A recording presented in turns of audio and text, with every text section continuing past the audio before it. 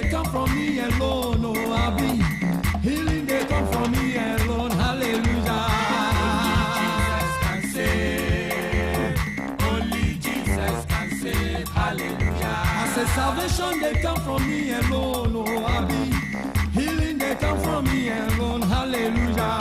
Only Jesus can save. Only Jesus can save. Hallelujah. For that water no go fi save you.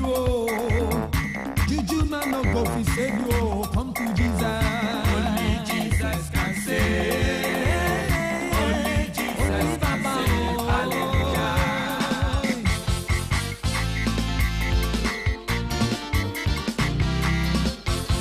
Yeah, yeah, yeah, yeah.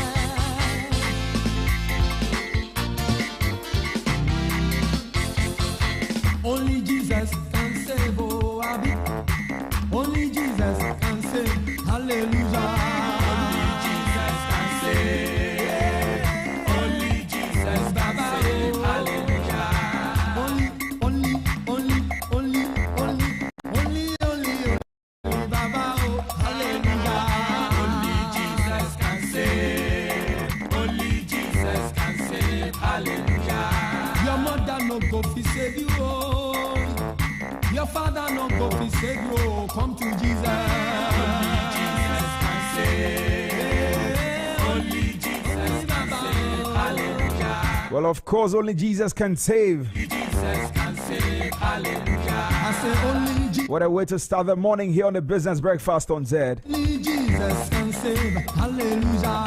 Only Jesus can save. There's a part that says that through that water cannot save you. Jesus can save. Hallelujah. Juju man cannot save you. Only Baba. Oh. Only Baba can save you. Hallelujah. Only Jesus can save.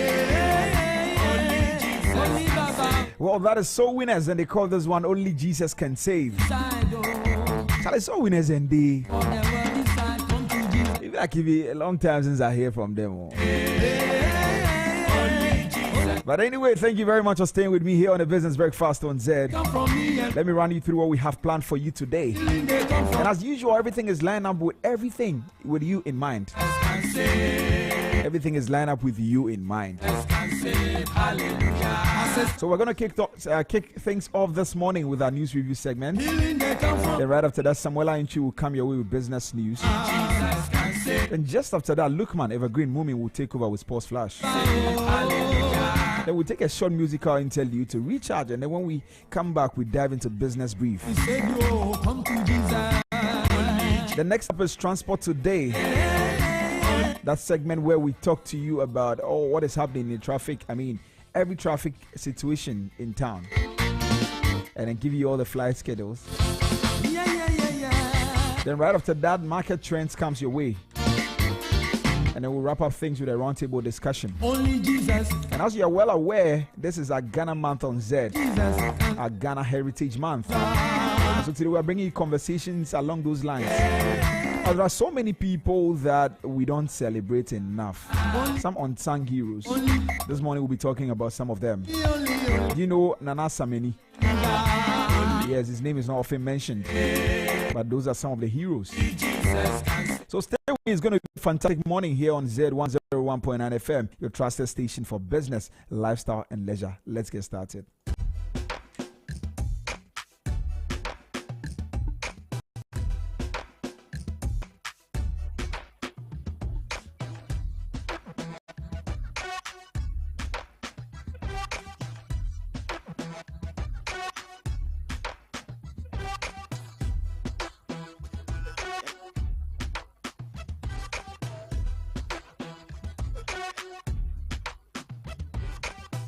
Stay tuned to your lifestyle, leisure, and business radio. Zed 101.9 FM.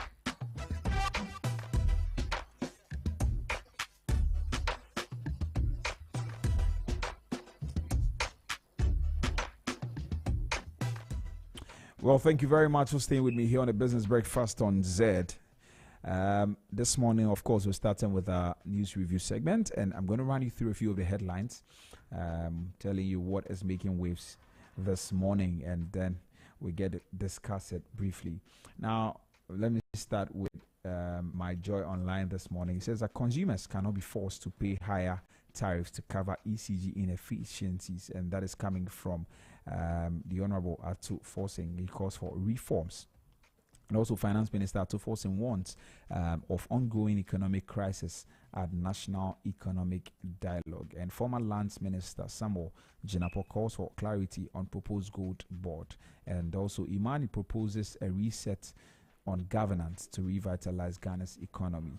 And GFA hands Ghana cedis 5.1 million Ghana cedis bus deal to Chief of Staff in blatant conflict of interest. In blatant conflict of interest, buses remain unregistered, and public spending must be reformed to avoid economic collapse. And that is also coming from the Finance Minister. I ordered arrest of Ameya Ekumfi, Attorney General, actually says that, and we need to fix structural economic issues, and that is coming from Stephen Amoa. And Chimamanda Ngozi Adichie on terrifying writer's block during pregnancy, and Pope Francis alert after respiratory failure.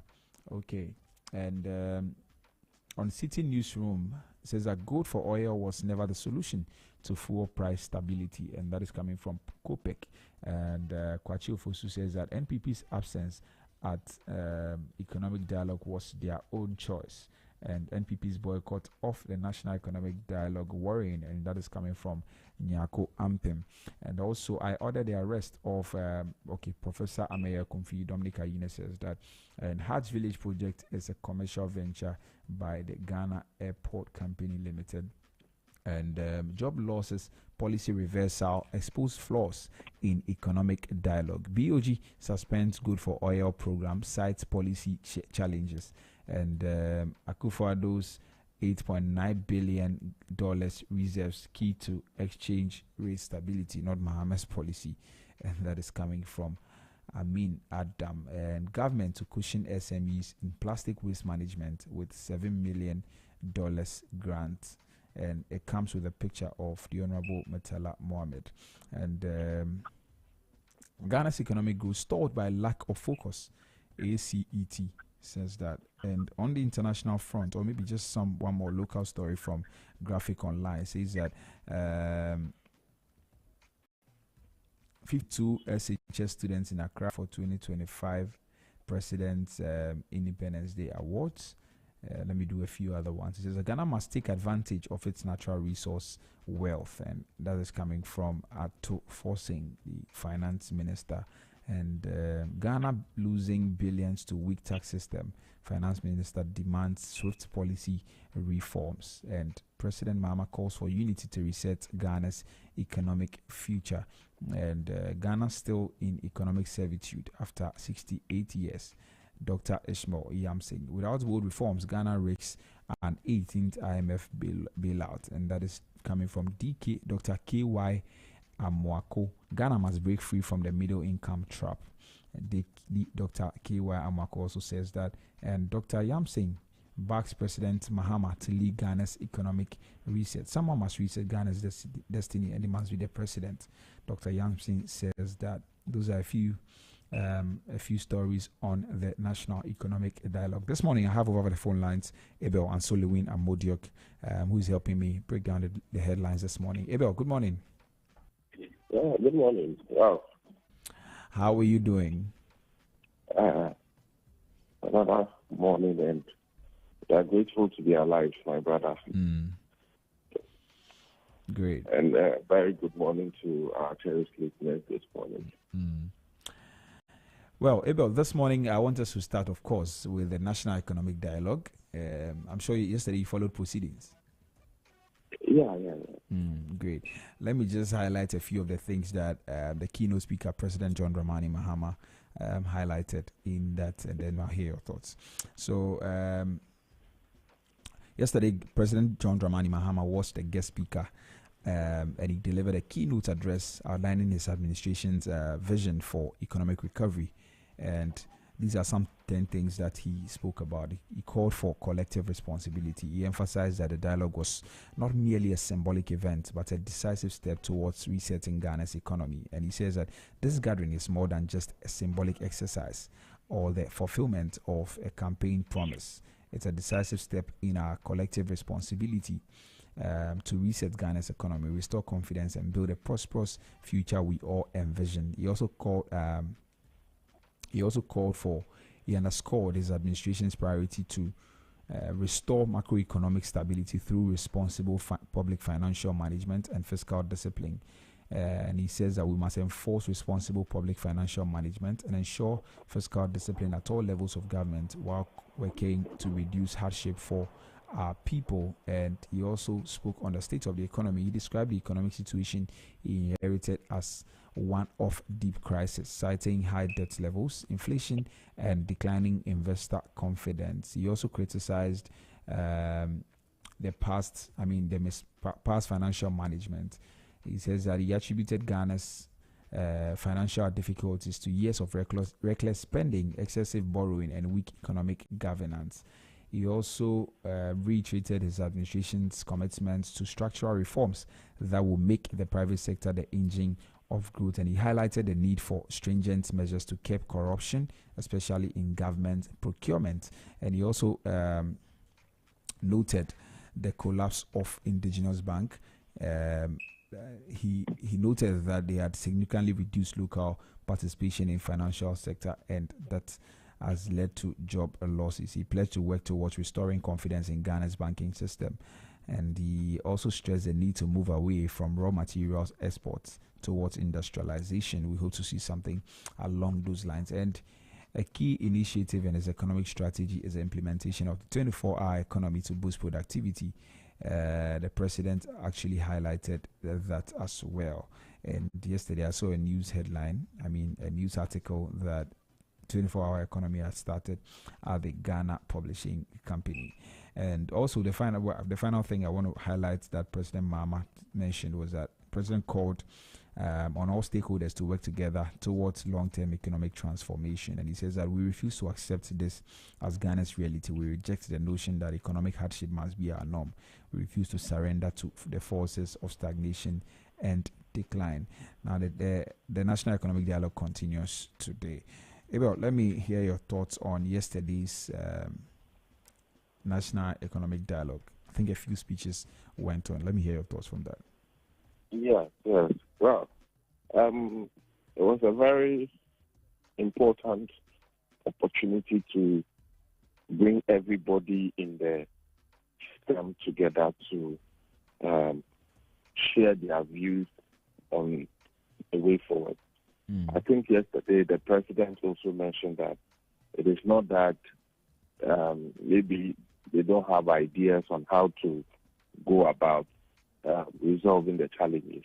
But what is important is to have national consensus on some of the ideas that, for a fact, this is how we should go about it, and you have the buy-in of all stakeholders.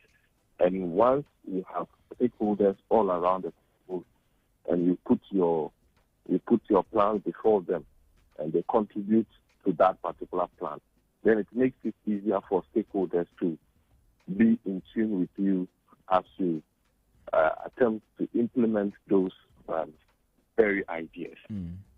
The president is seeking to build a homegrown policy, just like they did some time ago with the Senchi consensus. So, for me, yesterday's gathering was very critical. It is not that the reality is that we know the challenges that are confronting Ghana. We know. But right from junior high school and senior high school, if you start even social studies, you start writing and recommending some solutions to the problems of Ghana, and then you go through the system and then it becomes a reality. The solutions that they were prescribing to Ghana's problems, you go and you're asking yourself, is it that our leaders cannot see these simple solutions to our problems and implement them? But it is not as easy and a straitjacket thing like that, right. So for me, as a citizen following the economic dialogue yesterday, I felt that it was very critical, very important, and to have the response of stakeholders in the magnitude that they turn out, it was very refreshing for me. And I kept praying in my heart yesterday that this should not be another window dressing stuff, where people come together and say and put together a very beautiful plan and then we'll go to sleep. Now, another thing I'm excited about is the fact that for this particular one, the budget has not yet been presented, So what it means is that if the dialogues are concluded today and the report is put together, it should have some basis, or it should find its way. Some of the points that are going to be raised should find their way into the budget that will be read in 2 weeks' time. So that at least we know that the people did not just go there to go and talk. But the things that were discussed, some of them will find their way into the budget towards the resetting agenda that the president has outlined that he intends to follow through. Indeed, young people like us, Ralph, we cannot accept the reality of our country. You know why we cannot accept the reality of our country? Because we have the number one premium cocoa in this world. Cocoa. We have the premium, number one in the world. Again, if we are not second largest producers, we are there in terms of gold. In fact, other minerals recently discovered lithium, and we were talking about what? 10%, what have you, participation, local participation, and we were saying that is best, because if you look at our other natural resources like gold, where the foreigners are mining for us, and oil, our participation is not even up to that level. How? Do you understand me? Because Ghana's story, especially for young people, cannot be told to anybody. It does not make sense that when you start counting a country rich in mineral resources, abundance of mineral resources, its youth has no hope in the country itself, that our hope lies in traveling, our hope lies in we running from our country. That cannot be our story. That cannot be the Ghana that our forefathers, our forebears fought for and lived with so much hope. Even in the midst of coup, there was hope in Ghana. Not now, today, under civilian democratic rule for how many decades? 3 and counting. And young people who form more than 50% of our population, we have no hope in our country. That cannot be our story. And I like the fact that the president saw it and he said it, that it cannot be our story. We must change. And for me, the finance minister's presentation was the highlight for the day. He underscored that he understood.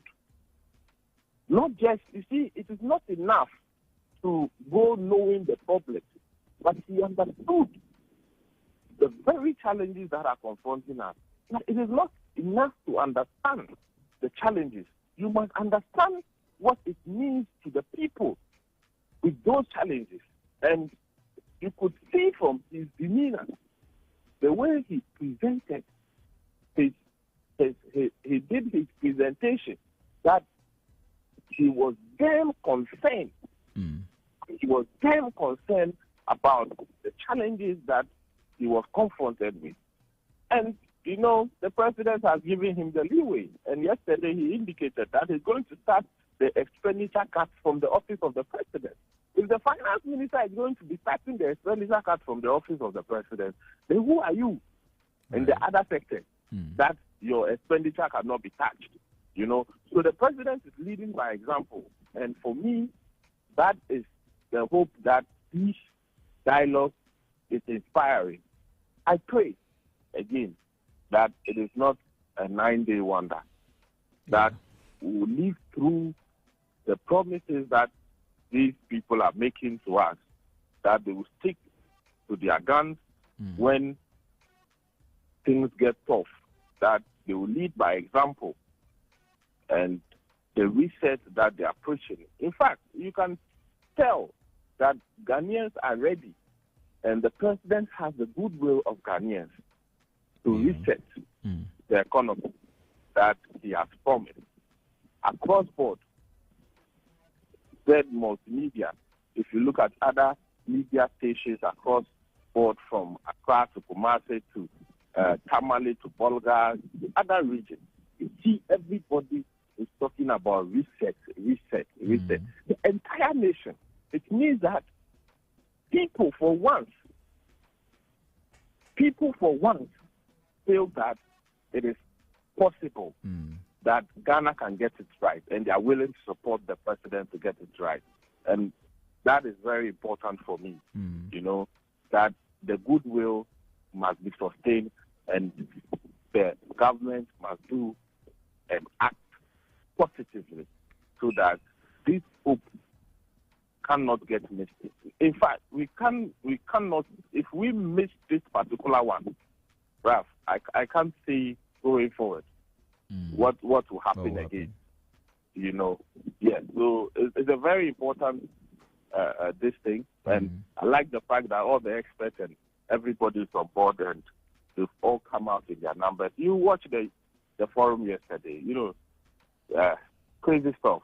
To see Dr. Paul Akwa, the former governor, and Akufo, Kwame Pienin, everybody, these are the old people.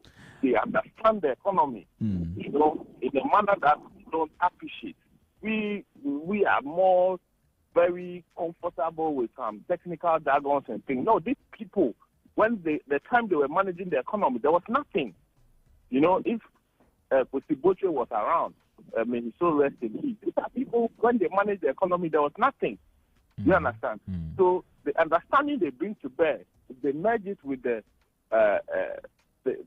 current knowledge, the current minds that are managing private sector, banking sector, and other areas, we should be able to put together some fantastic homegrown policy that can help us navigate our very current crisis. But Abel, must there always be the OGs, as we say? Because yesterday I didn't quite see young people represented. Oh, I said the old people and then the current minds.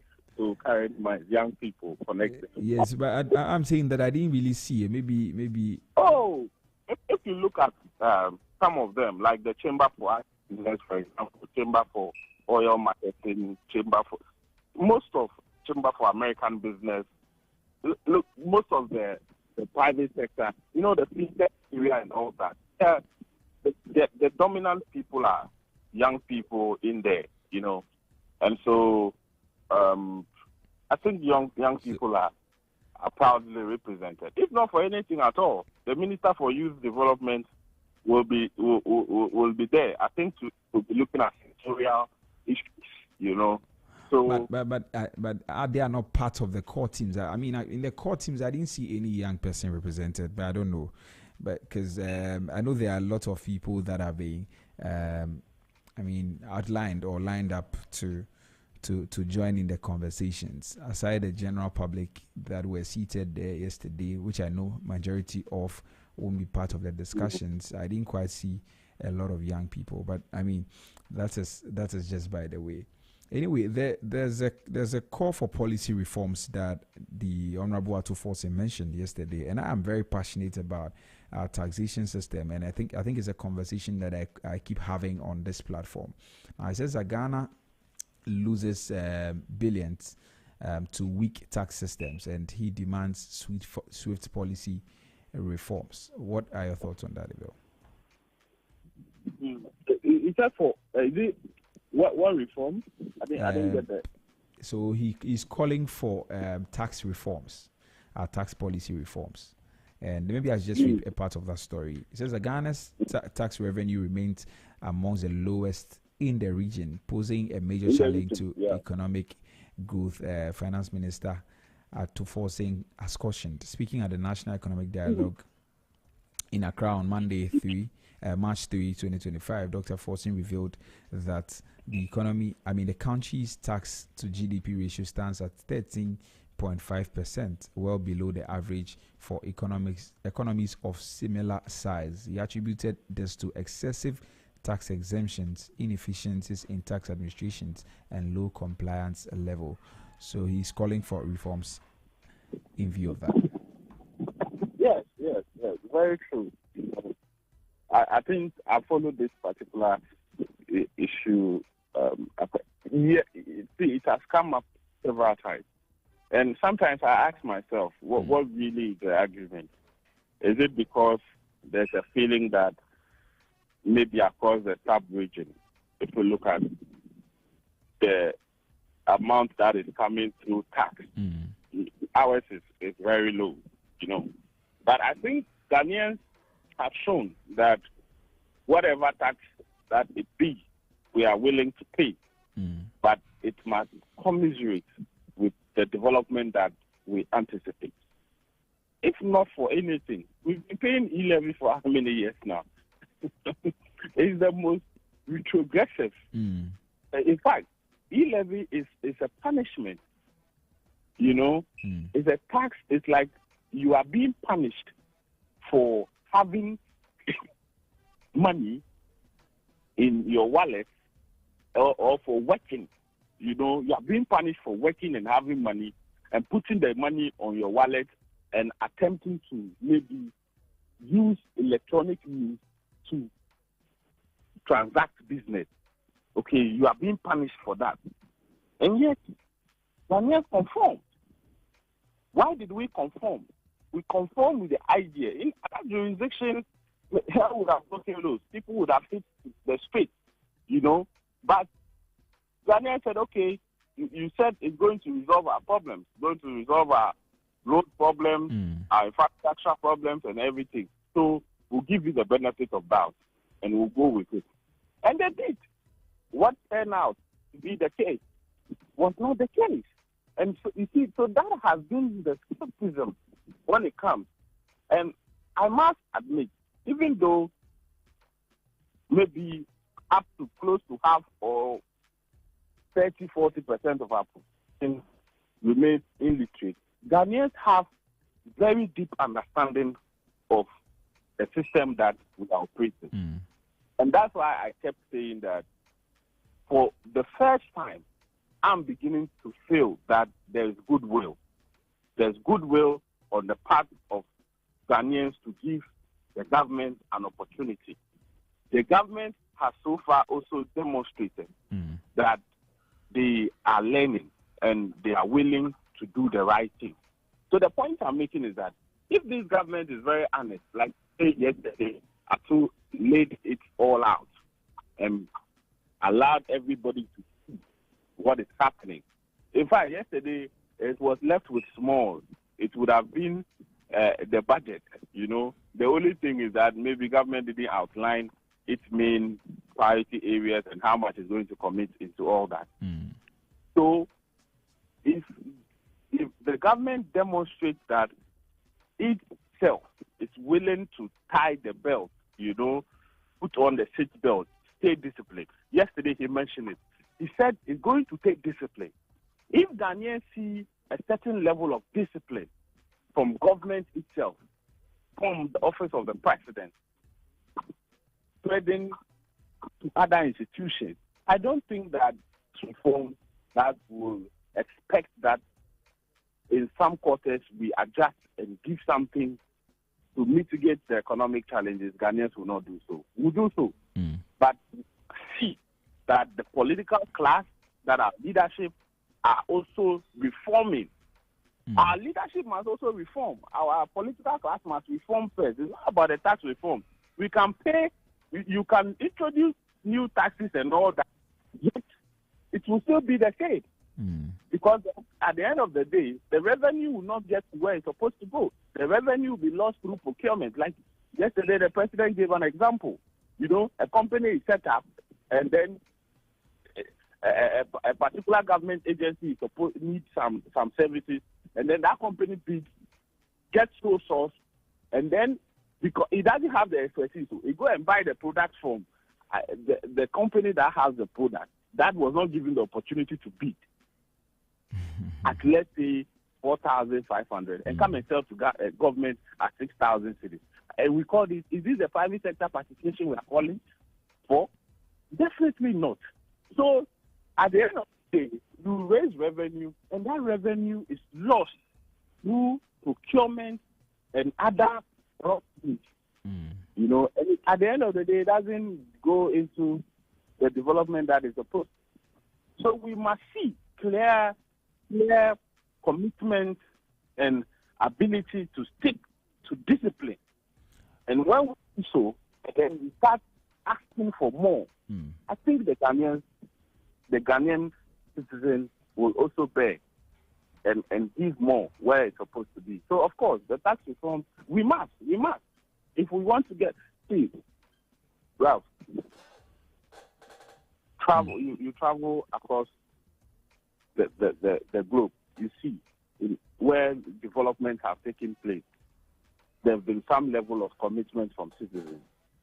You understand me? There have been some level of commitment from citizens. If we also want to get there in terms of some level of development, we must be willing to adjust and sacrifice more. Okay? And I'm saying that sacrifice, Ghanaians are not afraid of sacrificing more.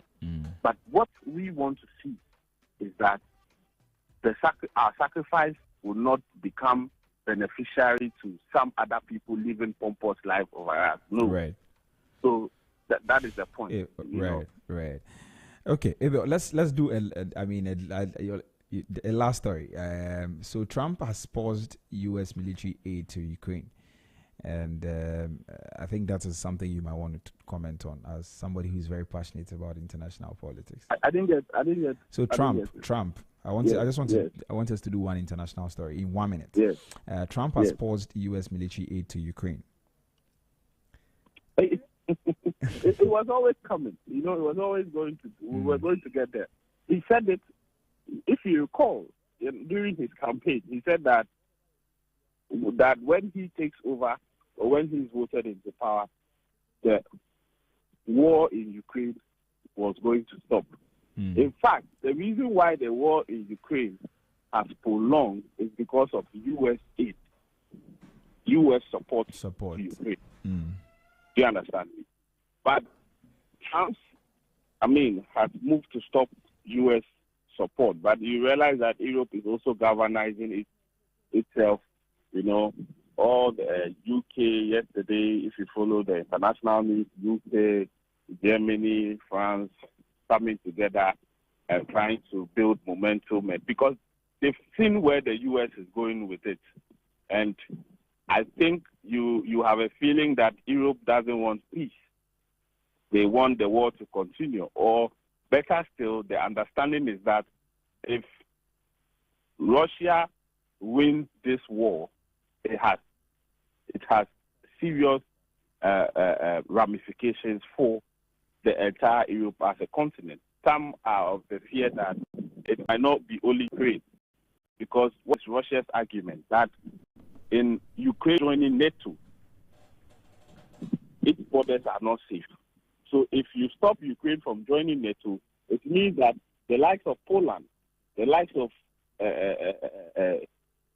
other countries that are bordering Russia directly with Russia that have joined NATO, they won't be safe, like Georgia. Right. They won't be safe because Russia is going to take it up again and say, okay, you are also part of NATO. You are just across my border. I don't feel safe.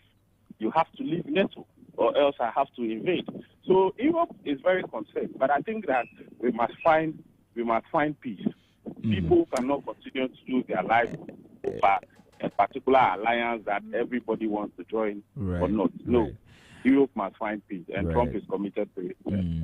Let's see how it plays Well, out. the approach is something that we can have a conversation on, and I think over the weekend, I mean, on Friday, we saw what happened at the White House. Maybe we can have a conversation on it sometime. But thank you very much, Ivo. Thank you very much for your time. Yes, enjoy the rest of your day. All right. Well, it's exactly 7 o'clock, and it's now time for business news here on the Business Breakfast with Samuela Entry.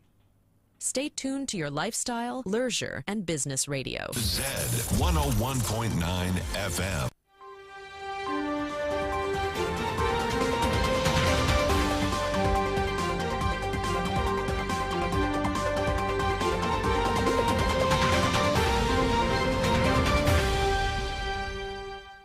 Hello and welcome to the business news segment on Business Breakfast on Zed. Coming up, Comac reports drop in fuel prices, and T-bills auction interest rates tumble to 20%. Government records 181% over subscription, and also BOG governor suspend gold for oil program. I am Samuela Inchi. Let's settle in for the details. The Chamber of Oil Marketing Companies has announced an anticipated reduction in fuel prices, with petrol set to decrease by 0.6%, diesel by 0.3%, and LPG by 0.3%. These downward adjustments at the pumps reflect fluctuations in international petroleum product prices and the depreciation of the cedi.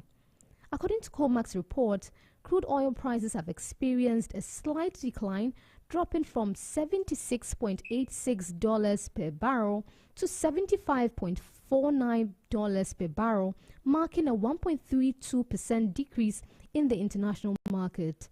Oil prices have reached a new low for the year as U.S. President Donald Trump's trade-related announcement created market uncertainty. Most refined petroleum products also followed a downward trend, with petrol prices falling by 1.10% and LPG prices declining by 1.42%.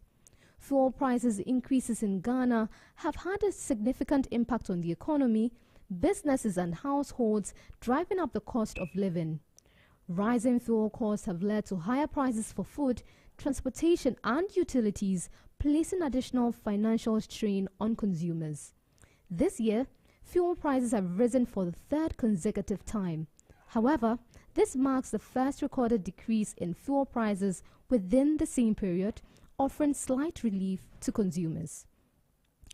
In other news, interest rates tumbled to 20% as investor demand for treasury bills soared.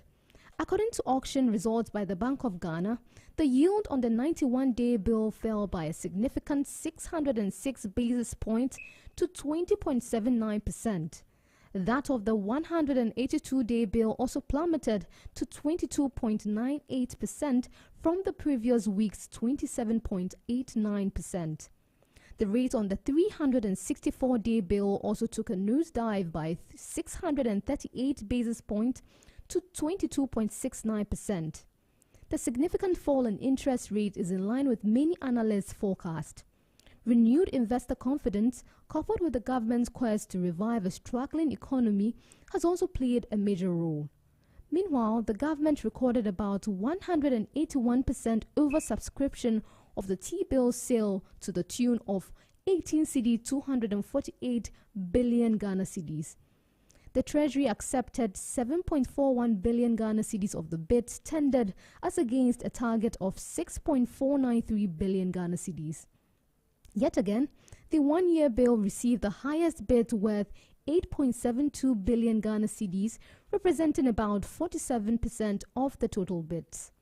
The government only took 2.05 billion Ghana cedis of the bids. The 91-day bill saw bids worth 6.206 billion Ghana cedis tendered. The uptake was 2.379 billion Ghana cedis. For the 182-day bill, 3.320 billion Ghana cedis were tendered. About 3.02 billion Ghana cedis were accepted. The governor of the Bank of Ghana, BOG, Dr. Johnson Isiama, has announced the suspension of the country's Gold for Oil program due to unspecified policy and operational challenges. The decision marks a significant shift in Ghana's economic strategy, as the initiative was originally designed to reduce reliance on foreign exchange for fuel imports and stabilize domestic fuel prices.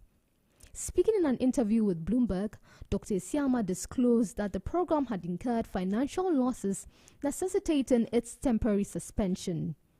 "We have had to incur some losses on that, so we have to put some suspension on the trade," he stated. While he did not elaborate on the specific challenges faced, the suspension reflects broader economic adjustment under the new administration. Despite the halt, Dr. Isiama expressed optimism about Ghana's economic prospect, particularly regarding the stability of the cedi following last year's volatility. He assured that the central bank would uphold a prudent monetary policy to support fiscal discipline. "We intend to maintain an appropriate monetary policy stance, together with commitment to fiscal discipline under the administration of President John Mahama. This should help us maintain stability in the foreign exchange market," he remarked. The suspension of the Gold for Oil program signals a reassessment of economic policies, with the BOG exploring alternative measures to sustain fuel price stability. Dr. Isiama reaffirmed the central bank's commitment to ensuring effective economic management while addressing the challenges that led to the program's suspension.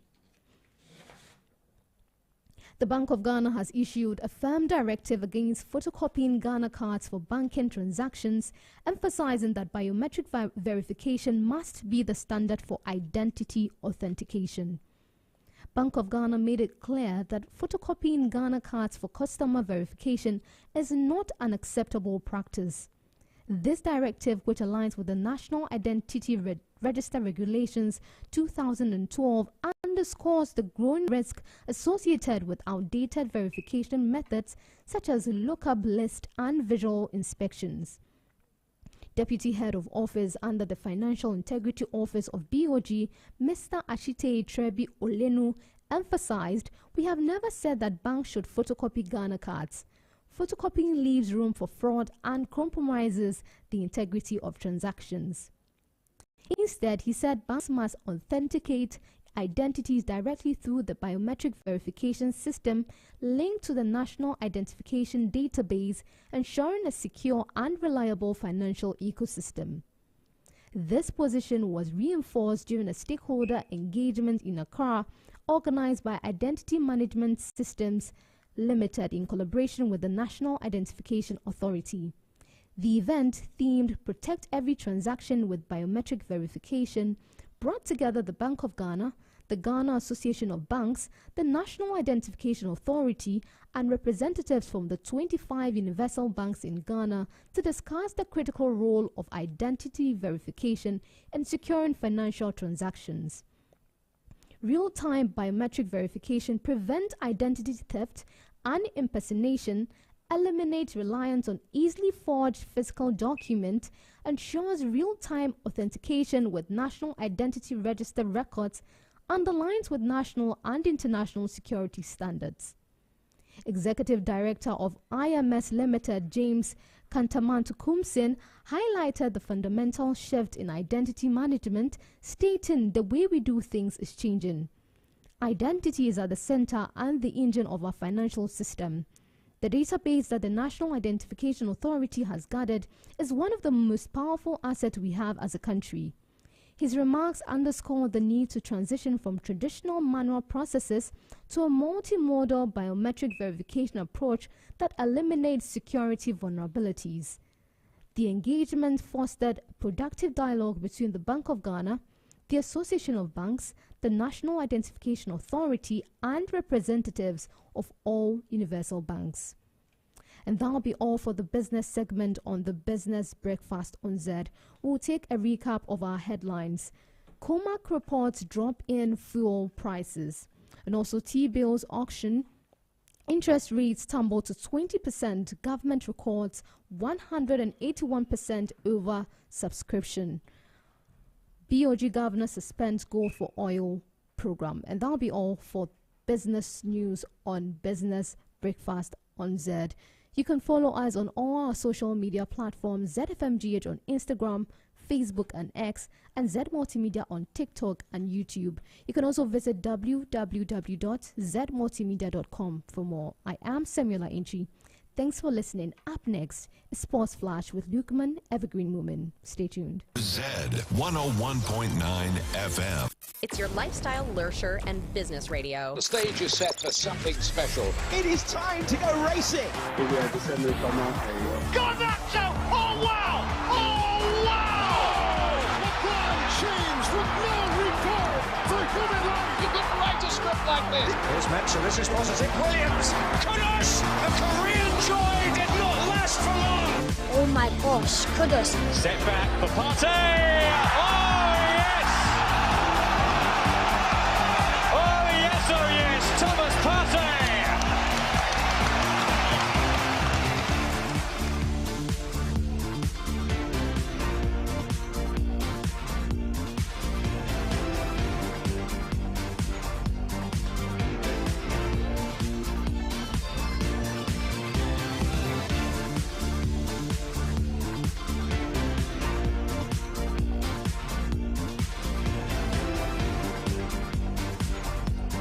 Hello, good morning. I'm back. It's time for Sports Flash on Business Breakfast on Zed. My name is Lukman Evergreen Moment. The UEFA Champions League round of 16 begins tonight with Real Madrid facing old foes and neighbors Atletico Madrid. Meanwhile, former FIFA boss Sepp Blatter and ex-France player Michel Platini are in hot waters again. The Black Stars are gearing up for this month's World Cup qualifiers, and we also have results from the NBA games that were played last night.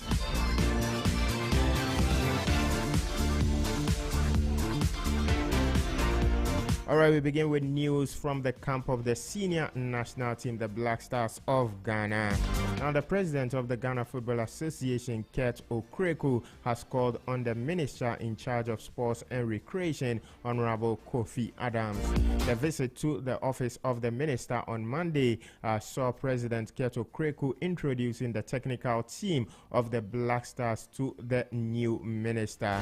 Now, members of the technical team present at the meeting included head coach of the Black Stars, Otto Addo, the technical director, Mr. Wilfred Schaefer, and assistant coach Desmond Ofer. Meanwhile, Wilfred Schaefer has assured Black Stars players of full support as they navigate club versus country challenges ahead of the 2026 FIFA World Cup qualifiers. The German tactician acknowledged the difficulties national teams face in securing players for international duty, citing his experience while coaching Jamaica. We have to go to the next two matches with very, very confidence, with the mentality, winner mentality. And we go home, and the players, that's important, the players have to know when they come here and he go back, he's ready for his club. He is high motivated, he is fit. And nobody think in his home, oh, now I have to go to Ghana and the field is not good and the pitch is not good, the massage is not good. No, that is first what we have to do. Yeah? We have to bring the players, have to be happy when they come here, and they go back and then, hey, next time we win the next two matches. Well, that's the new technical director of the Ghana Football Association, Mr. Wilfred Schaefer, speaking there. Now, the Black Stars will be facing Chad and Madagascar later this month in the World Cup qualifiers. Still with national team football, Ghana's national youth 16 women's team are in Malta for a UEFA International Development Tournament set to kick off from now to March 9th, 2025. A contingent of 20 players, including two goalkeepers and 18 outfield players, accompanied by 7 officials, departed Ghana late Sunday evening and arrived on Monday. The team is being prepared to become the next Black Maidens and will face Latvia, Malta, and Ireland in the international competition. Now to Ghanaian players abroad, Brighton and Hove Albion defender Tariq Lamptey will serve a one-match suspension after receiving a red card in a size 2-1 FA Cup fifth-round victory over Newcastle United on Sunday. Lamptey, who was booked in the first half, was shown a second yellow card in stoppage time for a late challenge on Jacob Murphy, reducing Brighton to 10 men after Newcastle's Anthony Gordon had earlier been sent off. Ghana and Le Havre star Andre Ayew has opened up on dealing with abuse from social media, having enjoyed a long career despite unfair criticisms online. Now, the 35-year-old netted his fourth goal of the season to inspire Le Havre to a thrilling victory over RC Lens on Saturday. It's a new generation. Like I said, I've been through, the hypes of social media to the maximum and also to the to the lowest. So it's all about you focusing on your job, focusing on what you have to do. Sometimes try to understand where the criticism come from. That can sometimes help you. When it's just nonsense talk, for whatever reason, you just have to push it away. But I think everything has its good and its bad side. But with my experience, I just feel that you need to stay focused, listen to what the coaches and the analysts and the staff has to tell you. That's where the real information, comes from.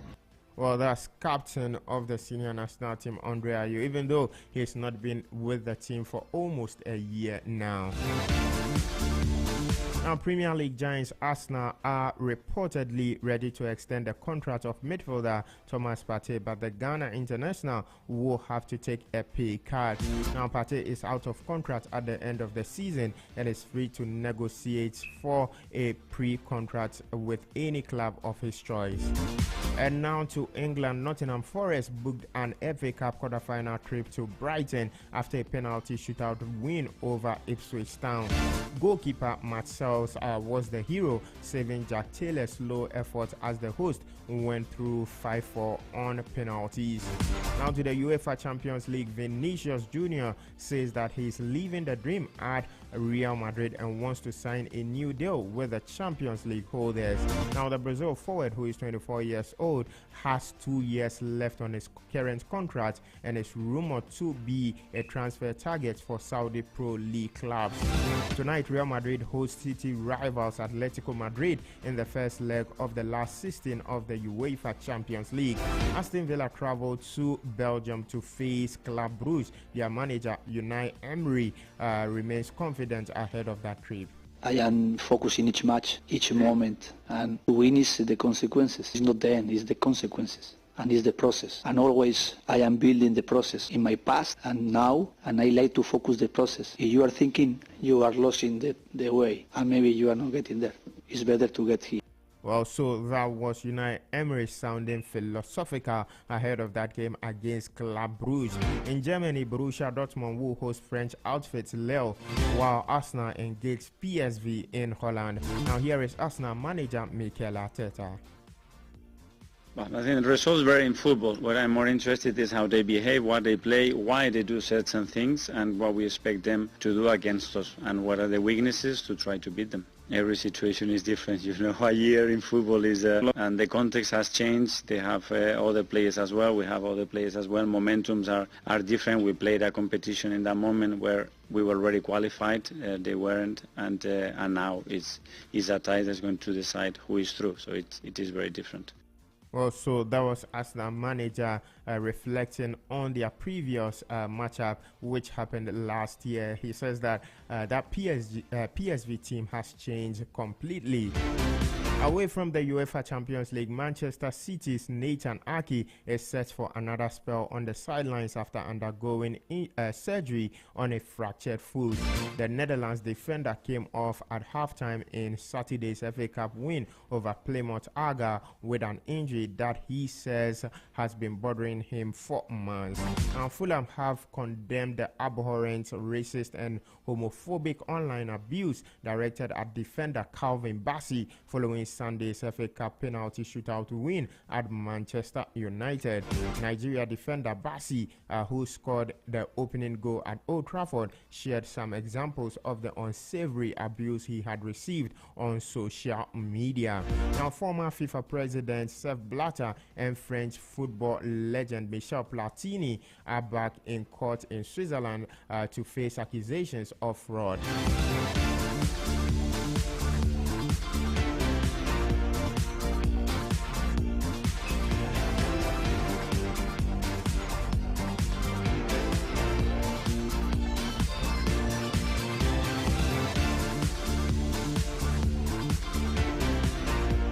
Both men denied wrongdoing. Well, so the pair in 2022, the pair were acquitted in a trial over a payment of 2 million Swiss francs, which is 1.6 million pounds, made to Platini and authorized by Blatter in 2011. Now, both men denied wrongdoing and said the transfer was belated payment for FIFA advisory work by Platini, who formerly led European football's governing body UEFA.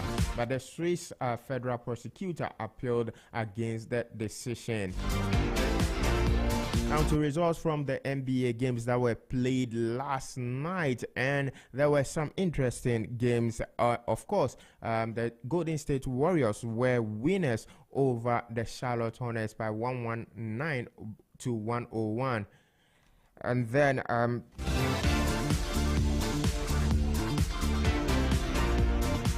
the Portland Trail Blazers also defeated the Philadelphia 76ers. The Memphis Grizzlies were defeated by the Atlanta Hawks 132 to 130. The Miami Heat also defeated the Washington Wizards. The Dallas Mavericks lost to the Sacramento Kings, and the Houston Rockets were beaten by the Oklahoma City Thunders, with the Detroit Pistons also defeating Utah Jazz. That will be all for sports this morning. My name is Lukman Evergreen Moomin. Business Breakfast on Zed continues with Nee Trebi Hammond.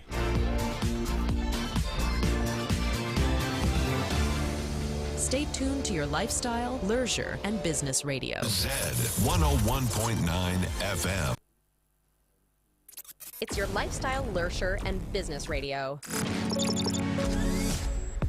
Dream home. No interest for 2 years. Are you ready to step into your dream home? With Lakeside Estate's exclusive offer, you can own your own home in just 2 years with no interest repayment. This offers you affordable payments, flexible home purchase plan, quality homes, and lifestyle choice. Choose from a variety of beautiful homes in any of Lakeside Hills clusters. Your future awaits you. Imagine living in a home you love with the freedom to invest in your dreams without the burden of interest. As your CIMG Real Estate Company of the Year for the 4th time, we offer you hassle-free home acquisition. Call us today on 020-477-5040 or 020-141-8622. Don't miss out on this incredible opportunity. Call us now to learn more and schedule a tour for our available homes. T&C supplied. Make your dream a reality. Lakeside Estate. Quality homes for all. Stay tuned to your lifestyle, leisure, and business radio. Zed 101.9 FM.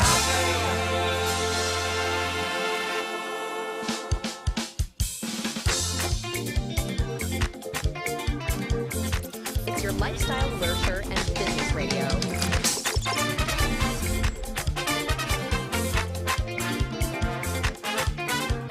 This is Business Breakfast on Zed 101.9 FM.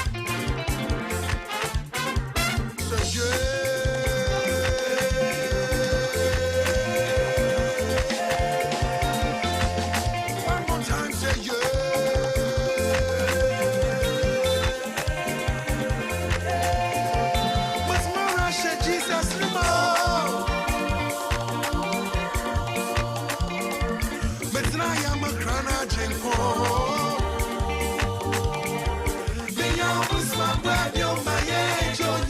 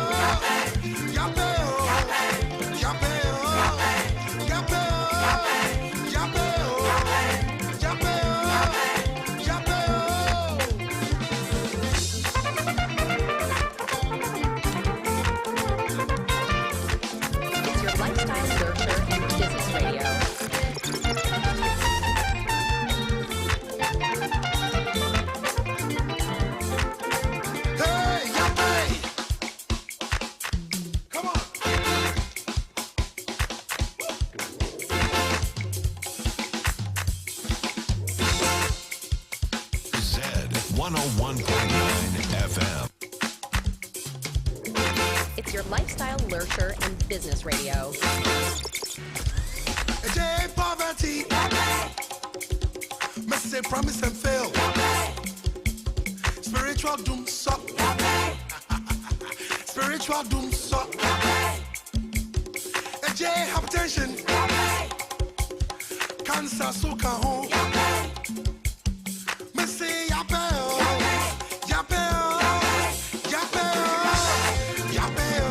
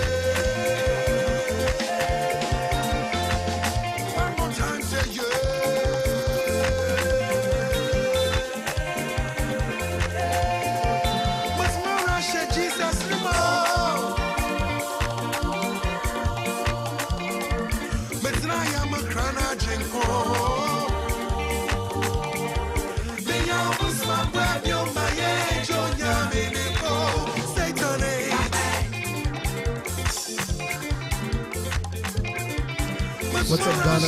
What's up?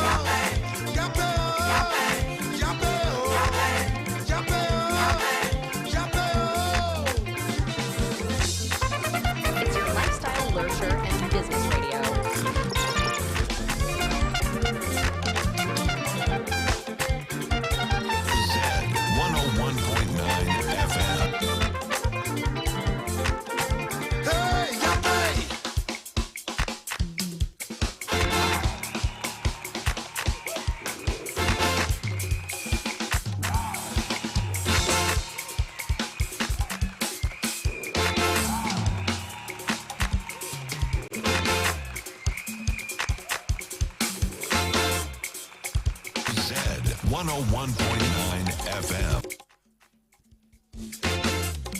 Well, that was Yape or Yapai, which means that we've part company, and that is by Koda. May he so rest in peace. Well, just gone by was Sports Flash with Lukman Evergreen Moomin, and also Business News with Samuela Entry. Well, now time for business brief here on a Business Breakfast on Zed. And this morning I'm going to talk to you about one unsung hero of Ghana. And I am sure that that's a story that you will want to hear. Stay tuned.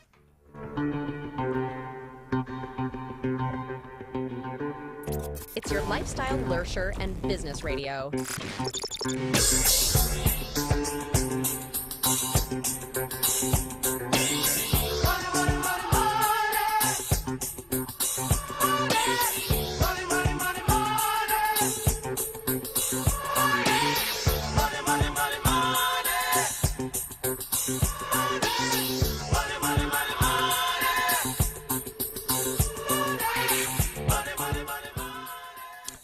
Well, welcome back. This Business Breakfast on Zed, and it's now time for Business Brief. Now, it's Ghana month on Zed, and so because of that, we're going to shine light on one of Ghana's unsung heroes, a man whose contribution transformed the nation's economy, but whose name doesn't always get the recognition it deserves. Of course, we talk about gold, oil, and tourism, but for decades, cocoa has been the backbone of Ghana's economy. It is a reason Ghana became one of the world's largest cocoa producers. And this all started with one man, Tete Kwashi. Now, who was Tete Kwashi? Tete Kwashi was a Ghanaian blacksmith, but his biggest contribution wasn't in metal work. It was in agriculture. Now, in the late 19th century, he traveled to Fernando Po, which is now called Bioko in Equatorial Guinea. And he returned with cocoa beans, which he planted in Ghana. Now, at the time, cocoa wasn't a major crop in Ghana, but through his efforts, the first successful cocoa farm was established in Mampong, Ekuapim. Now, this single act paved the way for an entire industry, an industry that will later define Ghana's economy for more than a century. What is the impact of his contribution? Cocoa became Ghana's economic backbone by the early 20th century. By that time, cocoa had become Ghana's largest export. Even today, Ghana remains one of the top 2 cocoa producers in the world. And it was just by the contribution of one man, Tete Kwashi. Now, the impact of his contribution, another impact of his contribution is in employment and wealth creation. Millions of Ghanaian farmers have been able to feed their families and educate their children because of the cocoa industry. And the sector continues to provide jobs from farming to processing to and exports. It has also gained global recognition. Now, Ghana's cocoa is among the most sought after in the world, used in making some of the best chocolates globally. And in Japan, there's a cocoa product called Ghana. Now, the country's reputation in the cocoa industry all started with Tete Kwasi's vision. But why is he an unsung hero? Despite his contribution, Tete Kwasi's name isn't as widely celebrated as it should be. We hear about Ghana's cocoa success, but how often do we talk about the man who started it all? This is a reality of many unsung heroes in Ghana. People who have laid the foundation of industries, innovations, and development, but don't get the recognition, the statues, or history books dedicated to them. So Tete Kwasi's story makes us ask, who are today's unsung heroes? The teachers in rural areas shaping the next generation. Those are the unsung heroes. The local entrepreneurs creating jobs by getting little support. The nurses and doctors in under-resourced hospitals saving lives daily. The young innovators trying to change Ghana's tech industry with little recognition. These are the unsung heroes. As we celebrate Ghana Month, let's take time to appreciate these heroes. Ghana's success is built on their silent sacrifices. And so today on our roundtable discussion, we are going to throw light on some of the people that are not gaining the recognition that they need. A lot of people are trending in today's world. I have no problem with them. But there are some people that have played very crucial role in diverse spaces. And one of them is Tete Kwashi. They are the likes of Rebecca Dede Aite that people have not heard about. There's a man called Nana Semeni that a lot of people do not know about. And there's this woman on the 50 pesos coin who is Rebecca Dede Aite. She was they call her Dede Ashikishan. Many people do not know about her. These are some people that we haven't thrown light on enough.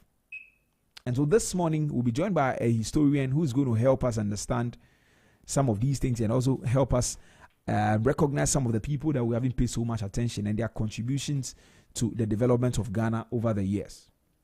There's one other woman called Ekwa Shosho. You probably hear stories about her today. There's Tegu Kwakupum. There's Hannah Kujo. Mabel Dove Dankwa, who was a journalist who was writing on the ills of the country and all of that, and that also contributed to our independence. There's Theodosia Salome Oko. Many people do not know her. The one who designed the Ghana flag. There are lots of other people. This morning we'll be having conversations around them. But feel free, if you also know somebody who is actually playing a particular role in Ghana's current landscape or who has contributed in any way to our development or our growth as a nation, send me a text or call me when we open the phone lines and mention that person. Let us throw some light on them. You can drop me a text on 0544321019, 0544321019. If you know anybody at all in Ghana's history who has not been giving so much attention, send me a text of that person's name and let me look out for them. Or engage me on Instagram, Facebook, and X at ZFMGH. ZFMGH on Instagram, Facebook, and X. We'll do well to read your comments and address your questions. So please don't go anywhere. When we get into our roundtable discussion, we're going to throw light on a lot of other people. You know, the focus has always been Kwame Nkrumah, JB Dankwa, all the heroes that we know. We celebrate them, and they've done a lot for us. But there are some other people that we haven't paid so much attention to, and those are the people we'll be talking about when we get to our roundtable discussion. It's going to be a fascinating discussion. The one that is coming, the historian, is a very, very, very knowledgeable man. He knows his stuff. You would love him. So stay with me. Up next is Transport Today here on a Business Breakfast on Zed, and Solomon Tetenate will be joining me for that one. Please stay tuned. This is the pre-boarding announcement for flight 3728. Ignition sequence start. 6, 5, 4, 3, 2, 1, 0. All engines running. Liftoff. We have a liftoff.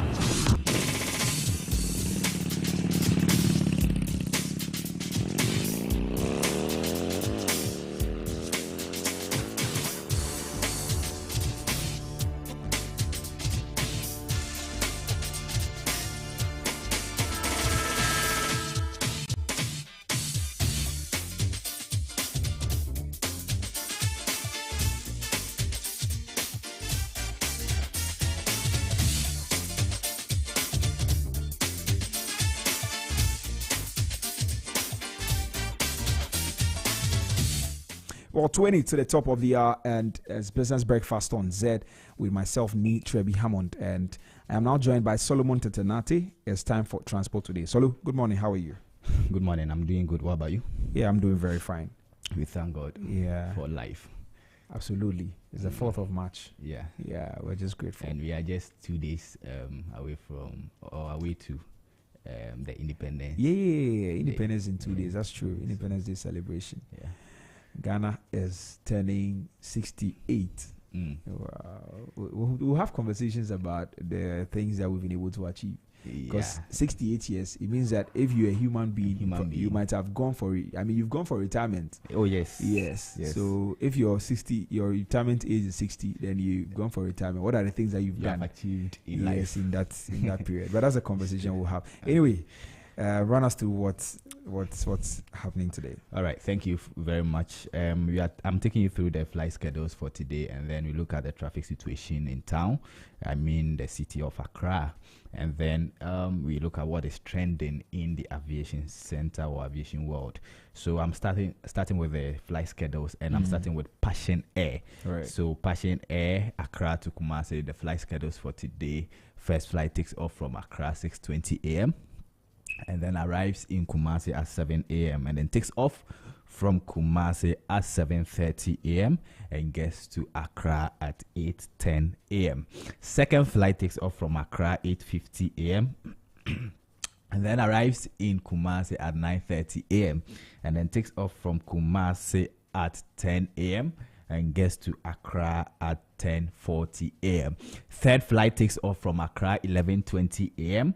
and then arrives in Kumasi at 12 p.m. and then takes off from Kumasi at 12:30 p.m. and gets to Accra at 1:10 p.m.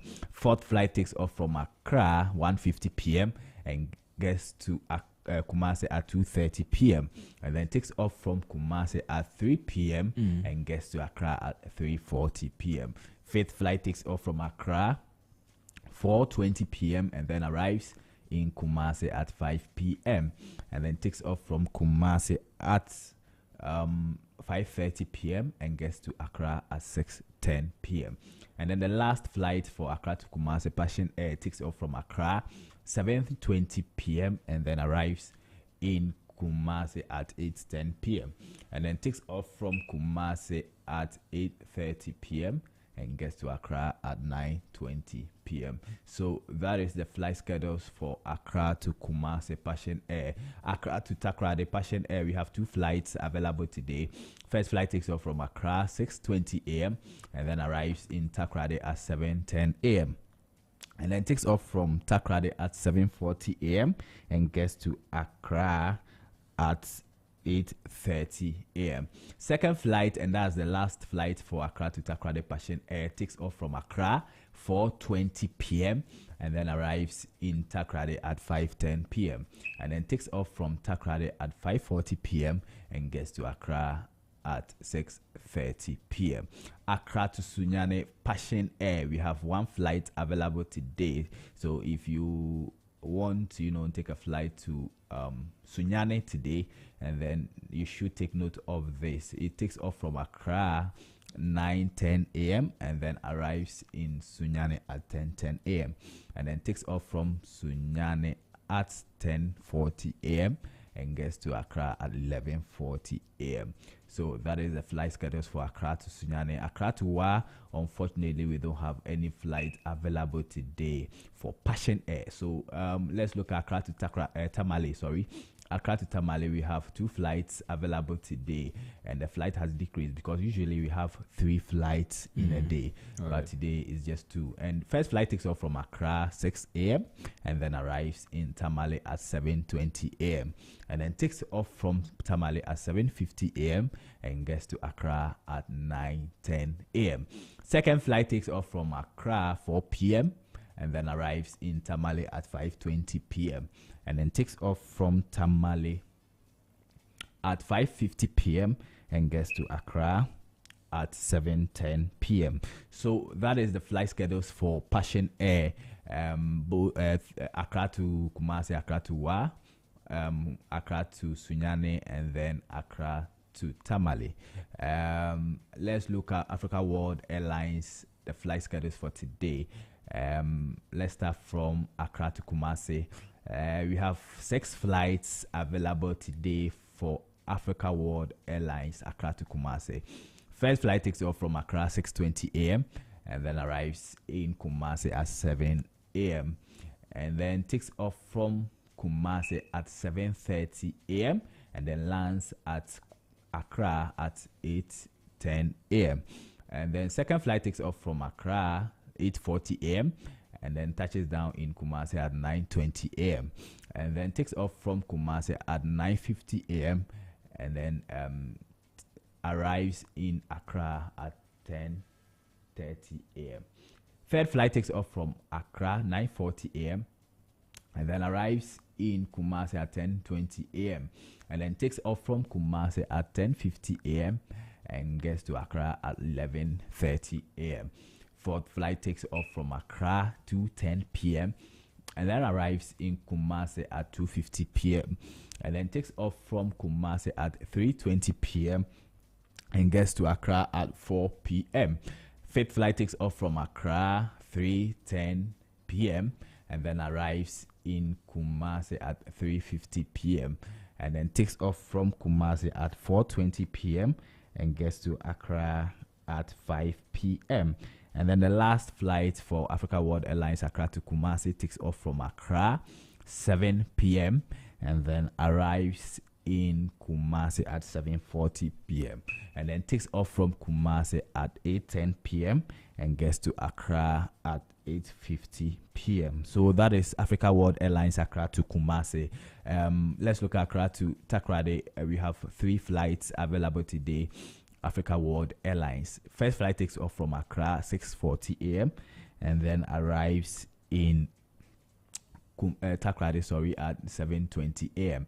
and then takes off from Takoradi at 7:50 a.m.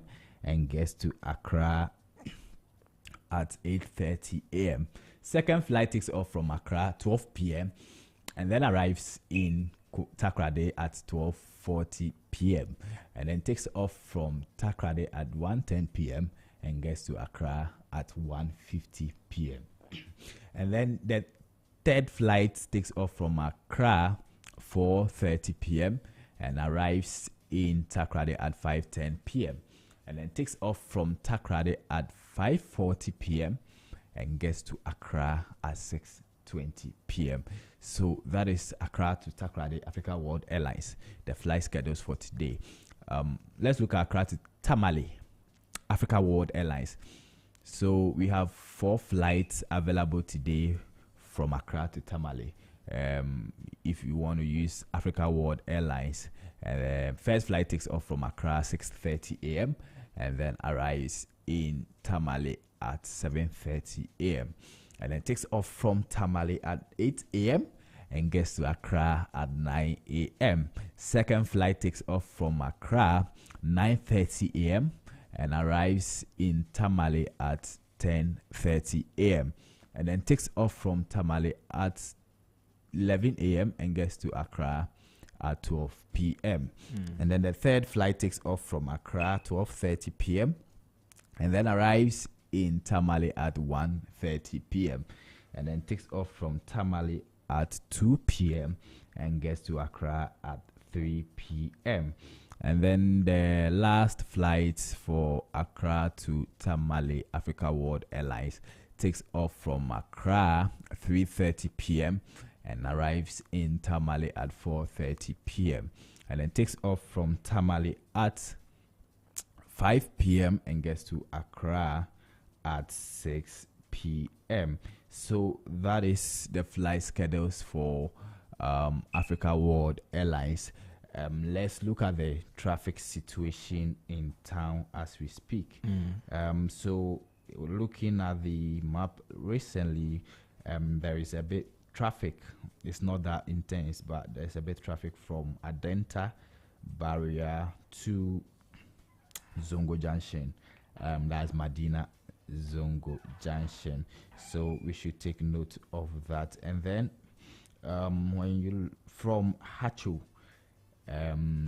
KFC to Atomic Junction, there's also traffic over there, right from Hacho KFC to Atomic Junction. And from Atomic Junction to UPS Junction, there's also traffic over there that we should take note of. Let's look at the motorway right from the garage East Legon to the mall, Accra Mall. There's also traffic over there at the moment, so we should take note of that. Lagos Avenue joining Shiashi, that route to the social traffic over there, but it's not intense as it used to be yesterday. The rest spot is not that intense, so if you are using that route, that will be your information. There's traffic over there from Lagos Avenue, so if you are coming from Baolishi, you can join at Okongolo, and that will be the alternative for you at the moment. Let's look at the Opebia to 37 Military Hospital. There's also rest spot over there that we should take note, and it means that there's traffic at the moment. And then let's go to Teshi Road and see what is happening there. Teshi Road from Nungwa Local Market, getting to the Kakstu Street, that's Nungwa Beach Drive. There's also rest spot over there we should take note of. And then when you come to Malik Taxi Rank, there's also a bit rest spot there that we should take note of. And then Kofi Annan International Training Center, right from that place to next door Beach Resort, there's also traffic over there that we should take note of. Let's look at Amasaman. When you're coming from Kumasi, when you get to Amasaman Hospital, where the Amasaman Hospital is, there's also traffic over there as we speak. And then when you get to Fise Junction on the same highway, Fise Junction to the overhead, Pokwasi overhead, there's also traffic over there that we should take note of. So today from John Tay, there is a free movement over there. Usually there's a traffic that we experience there, but today there's a free movement that we should take note of. So if you are at that side, then you are good to go, because there's no traffic over there as we speak. Let's look at Kaswa Road. Kaswa Road from German to Makati Hill or Malam Junction, there's traffic. Past Makati Hill to Malam Junction, there's traffic over there that we should take note of. And then if you are on the same route from KFC Kwashiman, there's also traffic heading to La Paz. There's traffic over there we should take note of. So that is the traffic situation in town as we speak, and that will be all for the traffic situation in town. Let's look at what is trending in the aviation world today. So Delta Airlines has announced the launch of a seasonal daily non-stop service between Accra to Atlanta, and they are beginning December 1, 2025. Wow. So now apparently there's no non-stop service when it comes to Delta Airlines. There's no non-stop service between Accra to Atlanta, but they have announced that there's going to be a non-stop seasonal daily service between Accra to Atlanta, and they are going to start from December 1, 2025. So this expansion is driven by the strong appreciation of Delta's state-of-the-art Airbus A330-900 neo and the robust travel demand between the US and Ghana. So that is what is trending in the aviation center today. And unfortunately, we lost one of our pioneers in Ghana aviation, who is in the name of Alhaji Asuma Banda. So he has played a pivotal role in the Ghanaian aviation, and according to history, he founded the first domestic aviation in Ghana in 1996. And he has, contributed to the growth of Ghana aviation so much. And unfortunately, on first March, we lost him at the age of 92. So that is what is trending in the aviation center. And thank you so much for having me today. May so rest in peace. Yes. Well, thank you very much, Solo. Grateful that you came. Well, that was Solomon Tetenate. He is a colleague here, and he brings us the transport today every morning. And up next is Market Trends, and Emmanuel Boateng will be joining me. Emmanuel Boateng is an economic analyst. He will be joining me for that. But just before that, we'll take a quick music break. When we return, we'll have that conversation. Stay tuned.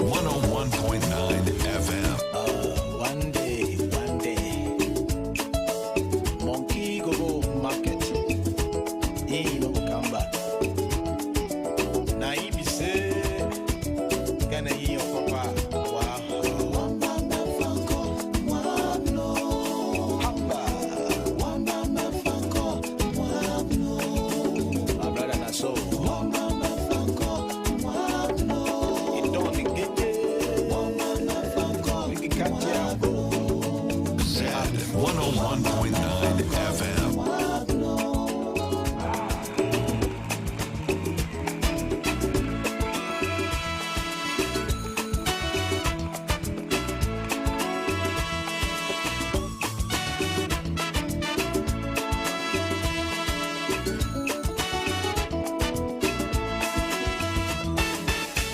Well, what being first food no be food by Felix Owusu. Second food too no be food. But of course the third food and I be the food.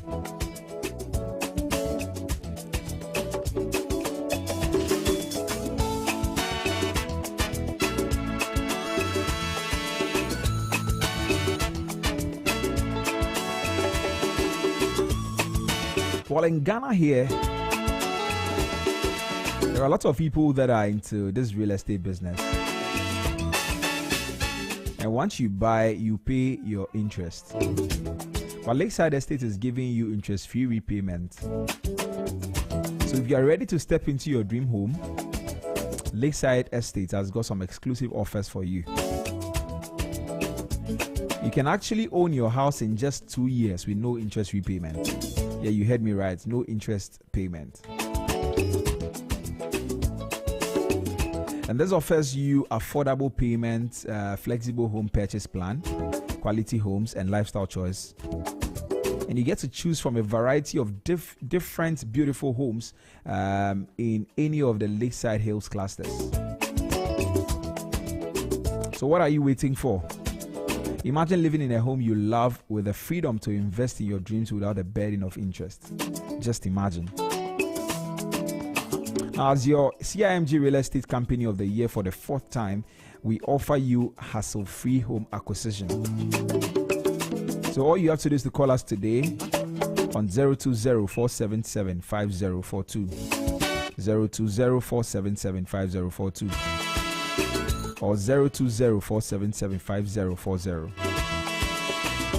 020-477-5040. Or 050-141-8622. 050-141-8622. Don't miss out on this incredible opportunity. Call us now to learn more and schedule a tour of our available homes. Lakeside Estate, quality home for all.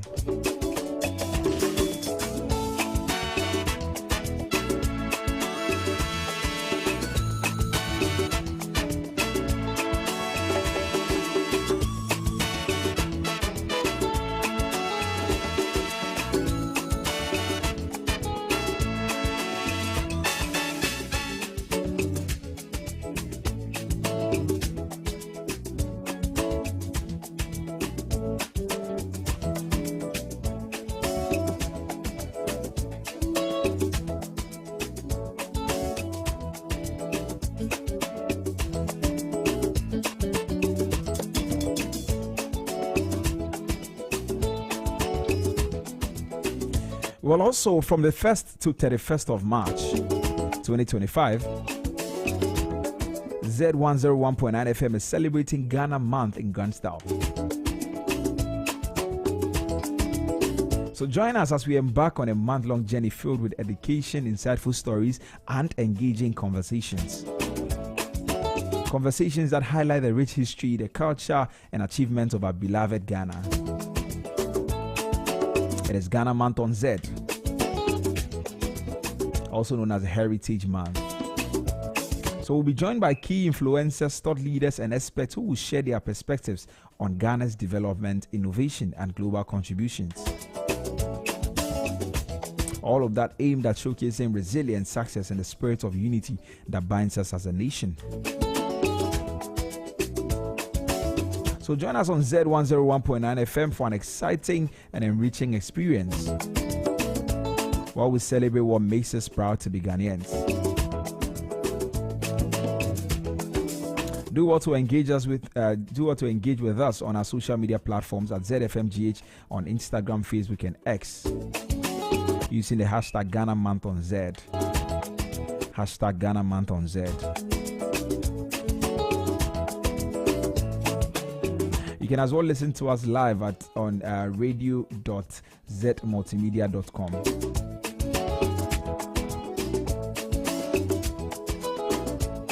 It is a Ghana Month on Zed. And today I'm going to bring you interesting conversation along those lines. We're going to have the venerable, I won't mention his name. At the right time, we'll mention his name. But it's Ghana Month on Zed. Please do well to engage with us on our social media platforms. It's running through to 31st of March.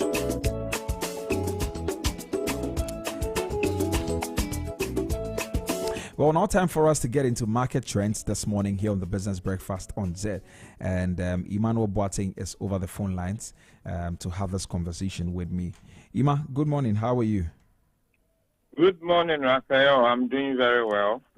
Great. How are you, Mr. Trevi? Yeah, I'm doing very well by God's grace.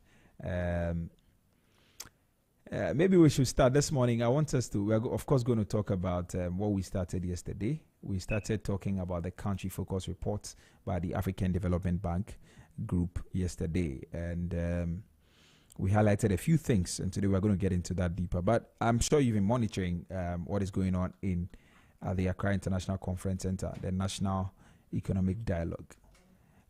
So far, so good. What are your thoughts? Good. It's been a wonderful time. I think it continues today. Yesterday, there were a few things that I noted. Maybe I just want to highlight them briefly before we get into discussion. I'll begin with the President's address, a few things that he maintained. The first is that he highlighted or he noted that one of the things that we need to pay attention to is that this is going to be a collective responsibility. It's going to be a collective responsibility. He said that the dialogue was a pivotal step toward resetting the economy of Ghana. He maintained that we need a collective responsibility to restore confidence and build a prosperous future for our country. So all of us must come together. Everyone has a part to play. Everyone has a part to play. He also noted that the administration commitment is to achieving macroeconomic stability through responsible public financial management and fiscal discipline. This keeps coming over and over again since this government assumed office. In fact, after they won the election, the issue of macroeconomic stability and achieving that through fiscal discipline and responsible public financial management. This has been a key thing that they have been saying. If you like, if it was a thematic analysis, we would say that this has been their dominant theme throughout. Since they retained, they gained power to, as it were, govern this nation. And I really, for me, the budget would give us a good insight into what the government seeks to do to be able to restore, to achieve macroeconomic stability. And he also mentioned private sector empowerment, combating corruption, and stringent measures to address corruption, particularly in government procurement. And I'm sure you remember the example he gave about some poultry procurement that went through single sourcing, among others, stressing on the need for value for money audits to ensure transparency. And we are all out for that. He also mentioned industrialization, which I was happy about. He stressed the need to transition from raw material exports to industrialization. And I was like, oh, the president has been listening to me. And of course, he has not been listening to me. He has been listening to the main argument that we are making. Maybe not just here on Zed, but anyone who really wants to see the country move in the right direction would really be making that point. That we need to move away from the raw material export to industrialization, promoting a value-added economy to boost our exports and reduce our imports drastically. And that is a point that we're making here. But I would say that the president has been listening to us and he has taken a cue from us, and we are happy about that. Right. Well, the finance minister also made a few points. He acknowledged some challenges, economic difficulties, attributing them to years of financial mismanagement, excessive borrowing, and weak governance. I mean, that's something he has been saying over time. I would not want to get into that conversation. That is for him to say, not me. Right. Then he made the case for the performance of the state-owned enterprises, the SOEs, concern over their performance, revealing that almost all are operating at a loss, including entities like the Electricity Company of Ghana and the Agricultural Development Bank. Then he went on to say that some fiscal reforms are therefore necessary. The necessity for immediate and comprehensive fiscal reforms to restore growth and ensure long-term sustainability, cautioning against repeating past mistakes. That is great and good to hear, and we'll keep our eye on that style. Then finally, he highlighted the significance of the dialogue. He described the National Economic Dialogue as a pivotal movement in Ghana's history, providing a platform to reflect on economic realities and chart a course toward a more prosperous future. Both of them have reiterated the importance of collaboration and structural reforms to rejuvenate Ghana's economy, emphasizing transparency, private sector growth, and sustainable fiscal policies as key components of their strategy. But Raphael, like I keep saying, words alone are not enough. They must be backed by some action. This is not the first National Economic Forum or dialogue, however you put it. This is not the first. And so I think that they need to also take a cue from what happened in the past and also see what they ought to do to be able to ensure that this very one becomes different, especially given that they have the future of this country on them. I mean,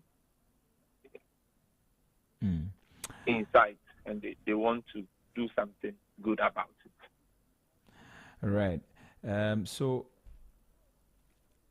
we will focus. I mean, we'll pay attention to that and see what comes out of that from time to time. Now, there are other things that the finance minister also mentioned, which I'm sure that you also came across, and you probably might want to comment on.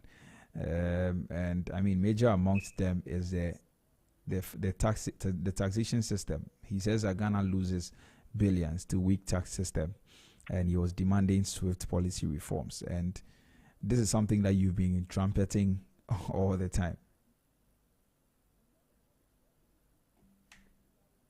Nishabi, can you take it again?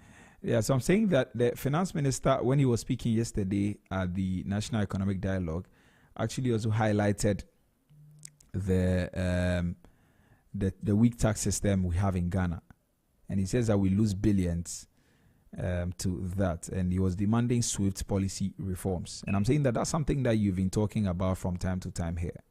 Exactly, and like I was telling you, they've been listening to us. They have. It's just happy to note that some of the things we have been discussing here is finding expression in what the government intends to do. Two of many things. Either they have been listening to us, or we have been doing a good work to really come up with the challenges that the government or the country faces and what needs to be done. And so, yeah, but I would choose that. Of course, we've been doing a good work, but also they've been listening to us. And so that is really in the right direction. We will continue our good works. Anyway, now let's move to the let's turn our focus to the country focus report by the African Development Bank that was released in 2024, and one of the areas of focus on that particular report, or in that particular report, is financing Ghana's structural transformation. It says that the need for reforms in international financial architecture, and section 3 of that has got to do with dealing with Ghana's debt.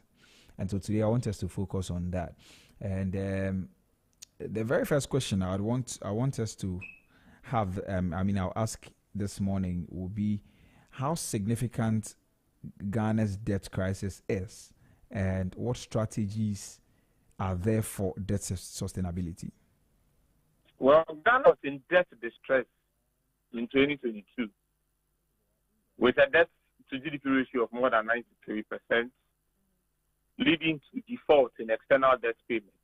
This is history now because it was a situation we were faced with. The government at the time did something about it. What did it do? It resulted in the domestic debt exchange program. It also resulted in going to the IMF. Of course, going to the IMF for help, external credit facility. Went to the IMF, and one of the things we ought to do, or we had to also do internally, was to restructure our debt. Not just debt that we owed to the Ghanaian people, but also debt that we owed to multilateral partners, bondholders, and all of that. You know, in the past, this is not the first time we are doing something like this. We've done something like this before.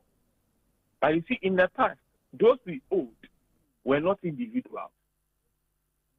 They were bilateral partners, multilateral organizations, and the rest of them. They don't make noise when you owe them. Those who really make noise when you owe them is when you owe individuals. And that's why it became a big issue. Because you want to structure the debt of different individuals with different risk appetite, with different whatever you want to call it. It is more difficult as compared to restructuring your debt with countries and the rest of them. And so we face a very serious issue. So that was our debt situation. But with domestic debt exchange program, you know, recently, even when this current government came on board, you realize there was a memorandum of understanding and all of that.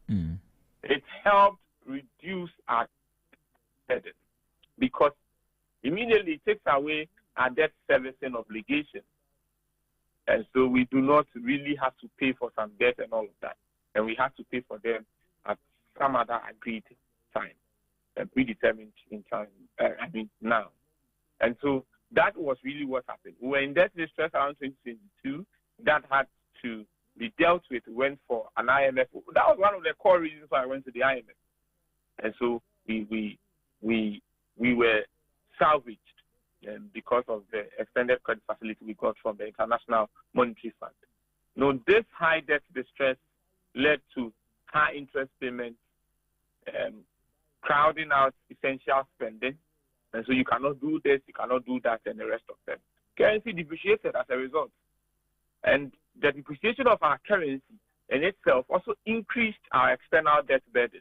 Because if you have to pay for bonds priced in dollars, euro bonds, priced in dollars, and your CD is depreciated relative to the dollar, then you would really need more CDs to be able to pay for your debt in dollars. And that in itself would depreciate your currency again. And you can understand that negative vicious cycle that we were going through as a country. And of course, we had limited access to the international credit market. In fact, we reached the state we were downgraded in the credit rating, risk default. And that in itself limits you from participating. You are priced out. You cannot even go and borrow. You have become very risky. That was what Ghana was. What are the strategies that we need? Revenue mobilization. Revenue mobilization. And you know, the things we've been saying, they are the same things that were said yesterday.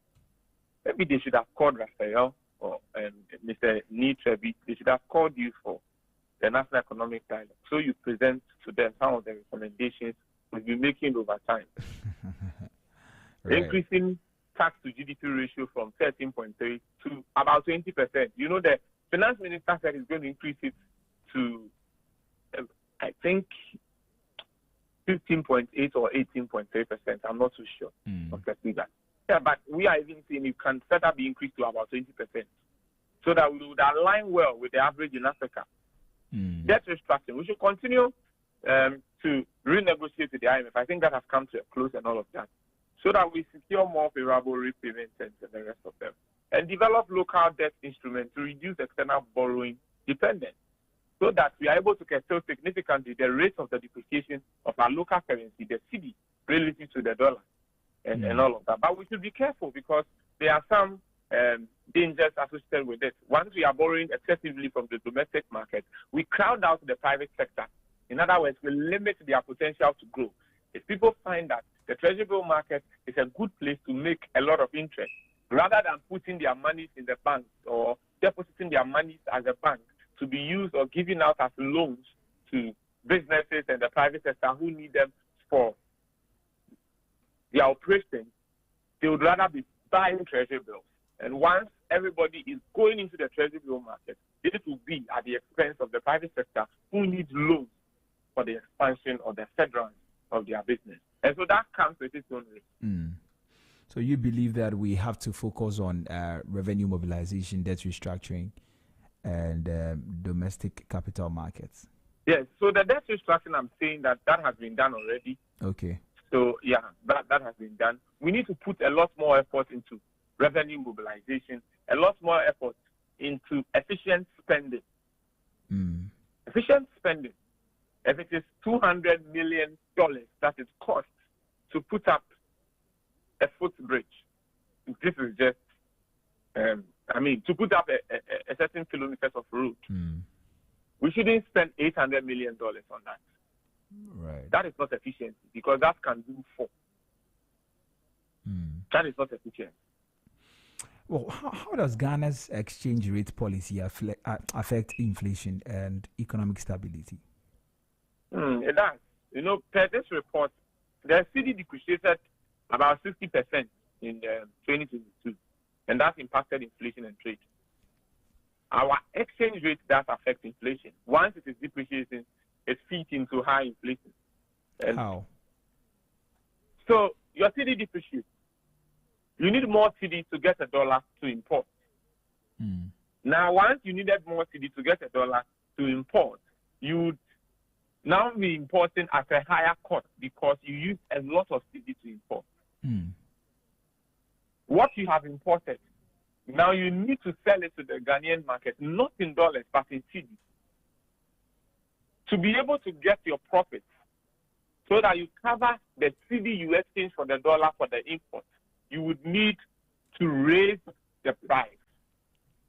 And that increase in price is inflation. So you've imported inflation into the country. Right. It's as simple as that. I get it now. But what are the drivers? High fiscal deficit and debt repayment increase demand for foreign currency. Once the difference between our revenue and expenditure is negative, such that the expenditure is more than the revenue, we have to borrow. Fiscal deficit. It brings in the issue of borrowing. Debt repayment. You are repaying your debt. Your debt is Eurobond. Your debt is in dollars. You need to pay for it in dollars. So that in itself increases the demand for the dollar relative to the cedi. And so you'll be exchanging more cedi for dollar. Now, an increased demand for the dollar relative to the cedi in itself leads to depreciation of the cedi. Because the dollar becomes more attractive to the cedi, relative to the cedi, or as compared to the cedi. The more we go in for, that is why we say that the more we go in for the dollar, the more we weaken the value of our cedi. We depreciate it. And that is really how it comes about. External shocks is also a key driver of our depreciation, like the U.S. Fed tightening monetary policy. Now, you see, when interest rates in the United States increases, there is capital flight in Africa and, of course, in Ghana. What do I mean? When U.S. increases its interest rates, this is what is going to happen. Anyone that has investments in Ghana would take their money. That's what we call capital flight, illicit financial flows, among others. The money that have been invested in the Ghanaian market, they'll take their money and rather go and invest in the United States because the interest rate is high. Why? Even if the interest rate is not as high as Ghana, the reason is simple. In the U.S. market, the risk is low. the interest has increased. The interest rate has increased. Which investor with a low risk and a high interest would really prefer to invest in Ghana with a high risk and a high interest? Every investor prefers relative certainty. They prefer lower risk to high interest compared to Ghana. All right. And that is what they'll do. The reverse is also true. When the U.S. reduces its interest rate, investors would rather come to Africa and all of that. Yeah, so those are key. Low foreign reserves, despite IMF disbursement, also depreciate or impact the strength of the cedi. Because once your foreign reserve is low and you want to do some exports and imports, you would need foreign reserves, of course, to import. And so that in itself would mean you need to demand more dollars to be able to do so. And that has a negative impact on the strength of the cedi. I depreciate the cedi. So what it also impacts inflation. Yeah. I wanted to ask you what impact it had on inflation. Yeah, it does. And I think I started explaining that higher costs of imports lead to surging food and fuel prices. And we've seen that. We analyzed one of the inflation CPIs, and we realized how our inflation is driven by food inflation, and how a chunk of that is coming. In fact, important inflation is even higher than inflation on our Ghanaian market. Yeah, and the rest of them. Businesses face rising production costs. Once the cost of production is high, businesses may want to do a few things: increase the cost of their products, lay off some of their workers, so that they will be able to make their margins. They will be able to make profits. Otherwise, it will be difficult for them to maintain their going concern. Right. Are there some policy options? There are, of course, there are policy options. Boost foreign exchange reserves through strategic exports. What do we mean? Value addition to get more from your exports than exporting raw materials that gives you very little. Control inflation through prudent monetary policy, tightening liquidity, stabilizing interest rates, in addition to fiscal discipline.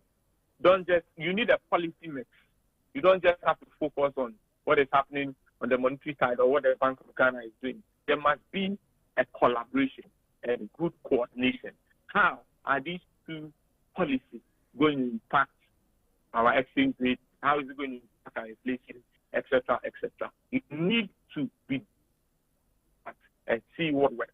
When currency or more cedi in the economy, you need to absorb the excess liquidity, because that in itself will lead to demand pull inflation. What do?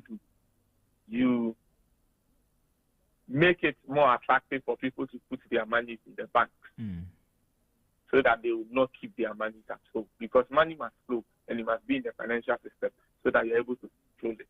That is one of the key things that you do. Government, you sell your instruments to them. That is what the governor of the central bank has said. They are going to now engage in what we call the open market operation. And so that is the point where they sell to us, and then we will buy. And by buying, our money goes into the system, and they're able to control that. So tightening liquidity, stabilizing interest rates, and ensuring that government spending is right for the growth of the economy. Government does not just make excessive deficits, and we have to be borrowing, controlling the level of borrowing, and all of that will help stabilize the city and control inflation. Of course, you also need to strengthen the local economy. It is quite interesting that when I import banana, it costs cheaper than when I harvest banana in Ghana. That is really interesting. Really, really interesting. You need to be able to strengthen our local economy to be more competitive, especially given that after it's already in force. I've always said we host the Secretariat of the Africa Continental Free Trade Area here in Accra. But if AFTA was a league, if we are not careful, we would be relegated from the league. Right. We have to go, Ima. But maybe we can just touch on this one. I want you to tell me how Ghana can leverage artificial intelligence and digital transformation for economic growth. I really think you should have been at the National Economic Dialogue because the things that you bring to bear are very, very valuable. But tell me, how can we leverage AI and in this digital transformation for economic growth? Yeah, this is one of my areas. I think to add about $180 billion to our GDP this year. Ghana, we are seeing some rapid adoption of mobile banking, fintech, and e-commerce. No doubt about that. Key areas of growth, fintech revolution, mobile money transactions surged to $180 billion in 2023. Ghana, we are doing more than a trillion cedis in terms of our mobile money transactions. AI and automation is another area. Another area. Sectors like agri and healthcare are integrating AI solutions.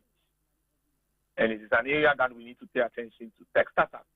Ghana has over 100 active tech startups, but funding remains a significant challenge. Until we provide funds for these startups to be able to also provide some solutions to some of the challenges that we face. Some challenges are quite perennial, they've been long-standing, and the rest of them, it may be difficult to be able to come out of them. What needs to be done? We need to, as it were, expand our digital infrastructure, ensuring affordable broadband. You see, I have said it time without number that AI has come to stay, and the government must understand that. AI is here to stay. AI is here to do a lot of good for the economy. And we need to be able to understand that. Now, if you don't build a strong digital infrastructure to be able to support what AI has to do or what AI must do, we'll be shooting ourselves in the foot. So AI is there. Some other people around the world are investing heavily in it. There are a lot of tools that can be used and the rest of them. And we have issues like data connectivity. You want to use an AI, you cannot even connect to the internet. By the way, Raphael, maybe follow up for me. I don't know how far with the 5G. Mr. Nitrebi. I'm with you. The 5G. I haven't followed the news in that, but I can do a search later. Okay, maybe we need to reach out to the Minister for Digital Technology, the Honorable Sam George. Sam George, yeah. I think we need to reach out to him and see because former Minister for Communications, the Honorable Eslausu, made some good strides in there. We want to see how far that has come back. We need all of that to be able to support the digital drive. Otherwise, we will just be talking about AI. We will just be organizing talk shows and all of that on it, but we will not really be benefiting from it.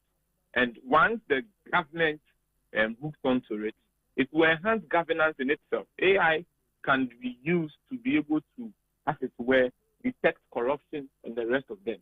And once it's really a place we want to go to, I think we'll be heavy on it. I've always said, if the former vice president had won the election, I'm sure this country would have been a lot more heavy on digitalization, artificial intelligence, and all of them. But all hope is not lost.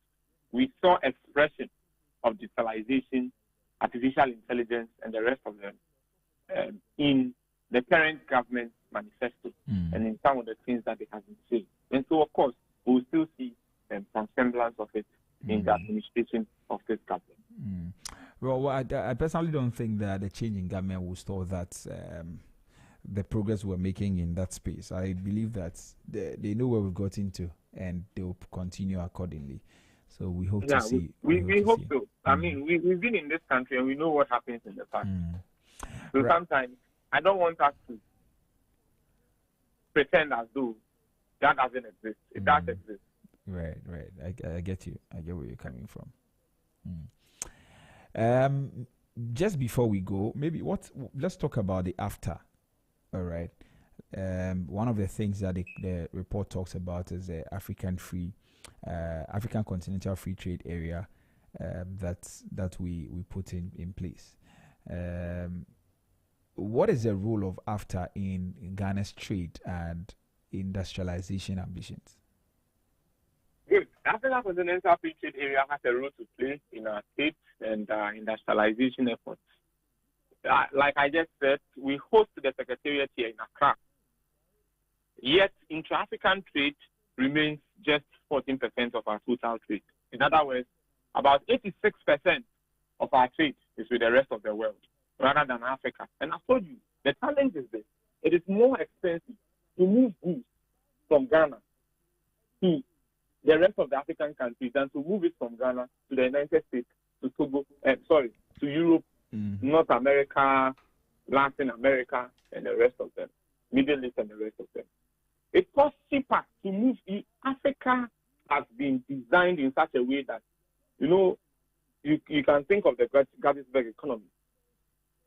The ones who really dealt with us, they've connected us to themselves and they've connected us among one another.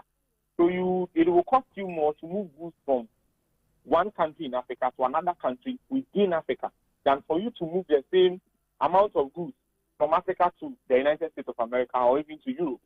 That has been a perennial challenge. The nations of Africa, we have African Union, we have Economic Community of West African States and the rest of them.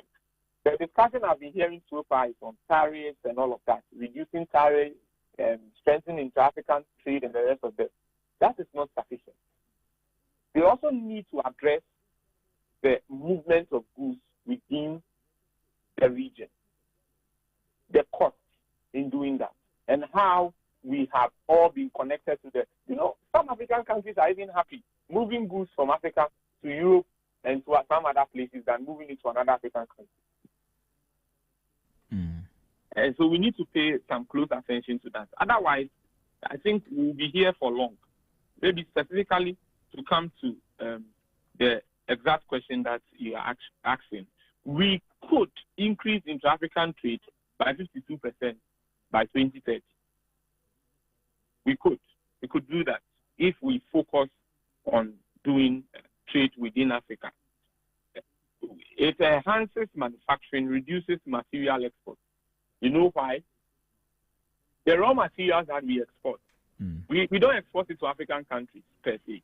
We export it to the rest of the world because they don't have it. It is not only Ghana that is known for timber. It's not only Ghana that is known for cocoa. It's not only Ghana that has gold. Not all African countries do, but most African countries have mineral resources. These raw commodities that have been exported, almost all African countries have something. And so in Africa, to be what we have to export. You get how it works. If you want to export within Africa, then you would be forced to add value to the raw materials before you export. Maybe, is it likely that one of the reasons why we don't export value-added products is to the extent that when we add value to even the raw materials we have here, the value would have added would fall behind in terms of competition with the value that has been added in Europe and in Africa and in America. It's likely. Maybe they have a better value-added product than we do. And so even when we want to trade, we would not find full expression on the international market. And so if we really want to go into that, then we need to also look within so that we are able to supply some value-added products to the rest of our neighboring countries and also import from there, rather than importing from Middle East, North America, Europe, Asia, and the rest of them. So our challenges: poor trade infrastructure, road, ports, border inefficiencies, conflicting national trade policies, slowing harmonization. Let's invest in cross-border infrastructure, transport and digital payments, harmonize trade policies and Africa Continental Free Trade Area, remove bureaucratic barriers, and we should encourage local processing of raw materials like cocoa, like gold, and the rest of them.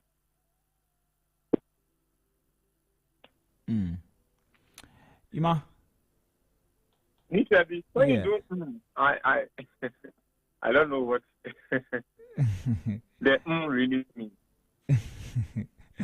Well, it means I'm following the conversation. I can hear you. Oh, okay. Right. It's just feedback for you to know that I'm still on the call, so that you don't have to say hello. Yeah. Okay. Right. Okay.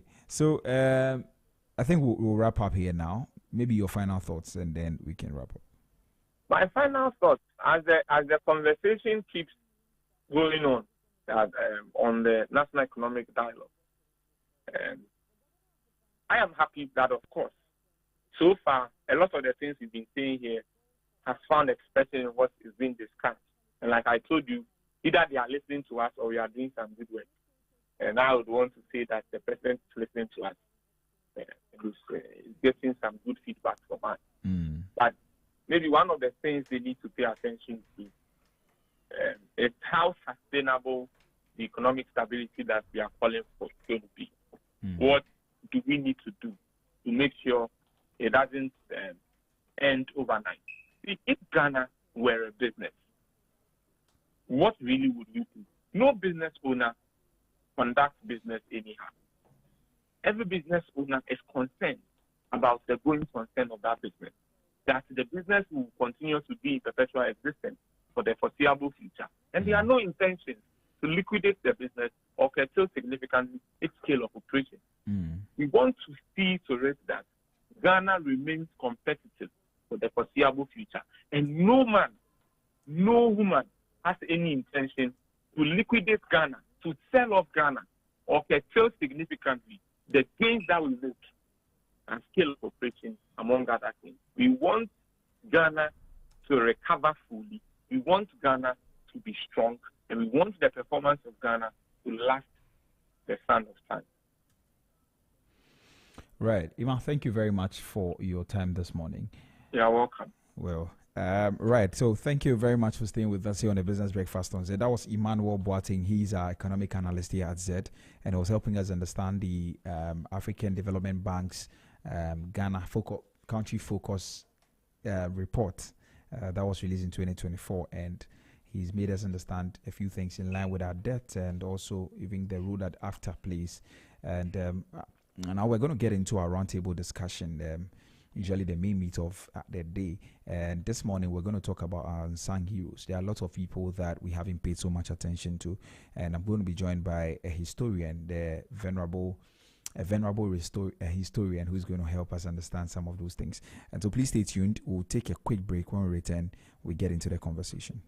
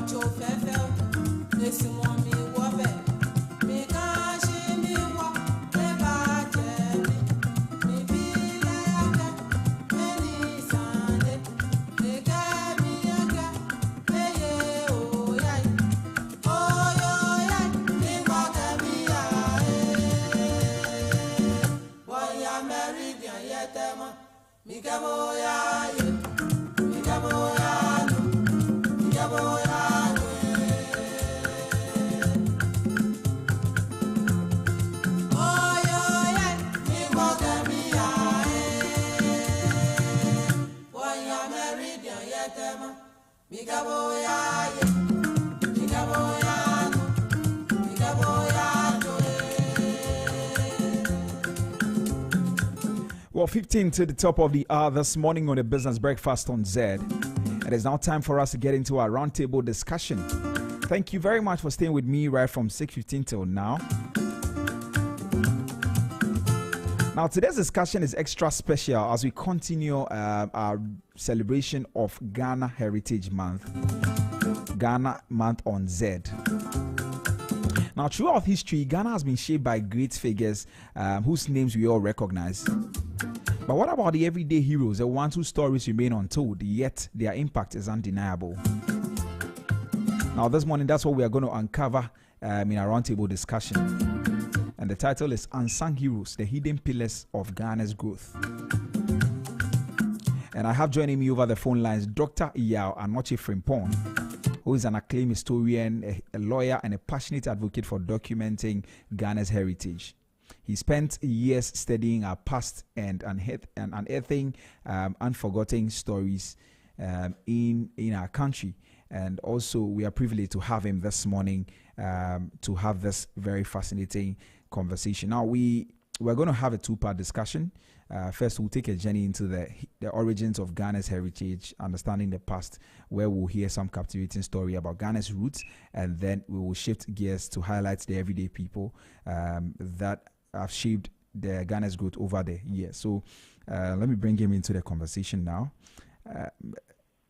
Dr. Iyao Anochi, good morning. Good morning, sir. It's a great privilege to have you this morning. Thank you. I'm also happy and a privilege to be on your station. Thank you very much for accepting to do this with us this morning. Now, before the name Ghana existed, before colonial rule, of course, our lands were home to some powerful kingdoms and structured societies. What are some of the most remarkable civilizations that existed in what is now Ghana?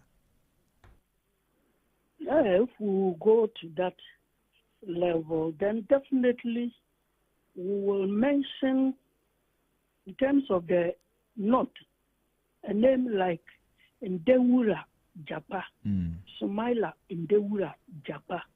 He was the founder of the Gonja Kingdom. And today, Gonja land is virtually as big as Ashanti. In fact, they control a very huge area of land up to Kentampo. It was because of the bravery and the statesmanship of Ndewura, Sumaila Ndewura Japa. Then we can also talk about a famous man called Edinkra. This Edinkra was a ruler of the German kingdom. German is part of Bono. Now it's split into two. Part is in the Ivory Coast and part is in Ghana. The Ghana part is called Doma now. Now this Edinkra was the name of their king, as I told you. He had a war with the Ashantis because Opokuwari said he had made, that's about 300 years ago, he had made a golden stool for himself. And it was only the Asantehene who was supposed to have a golden stool. And so the Ashantis had to go and fight this man.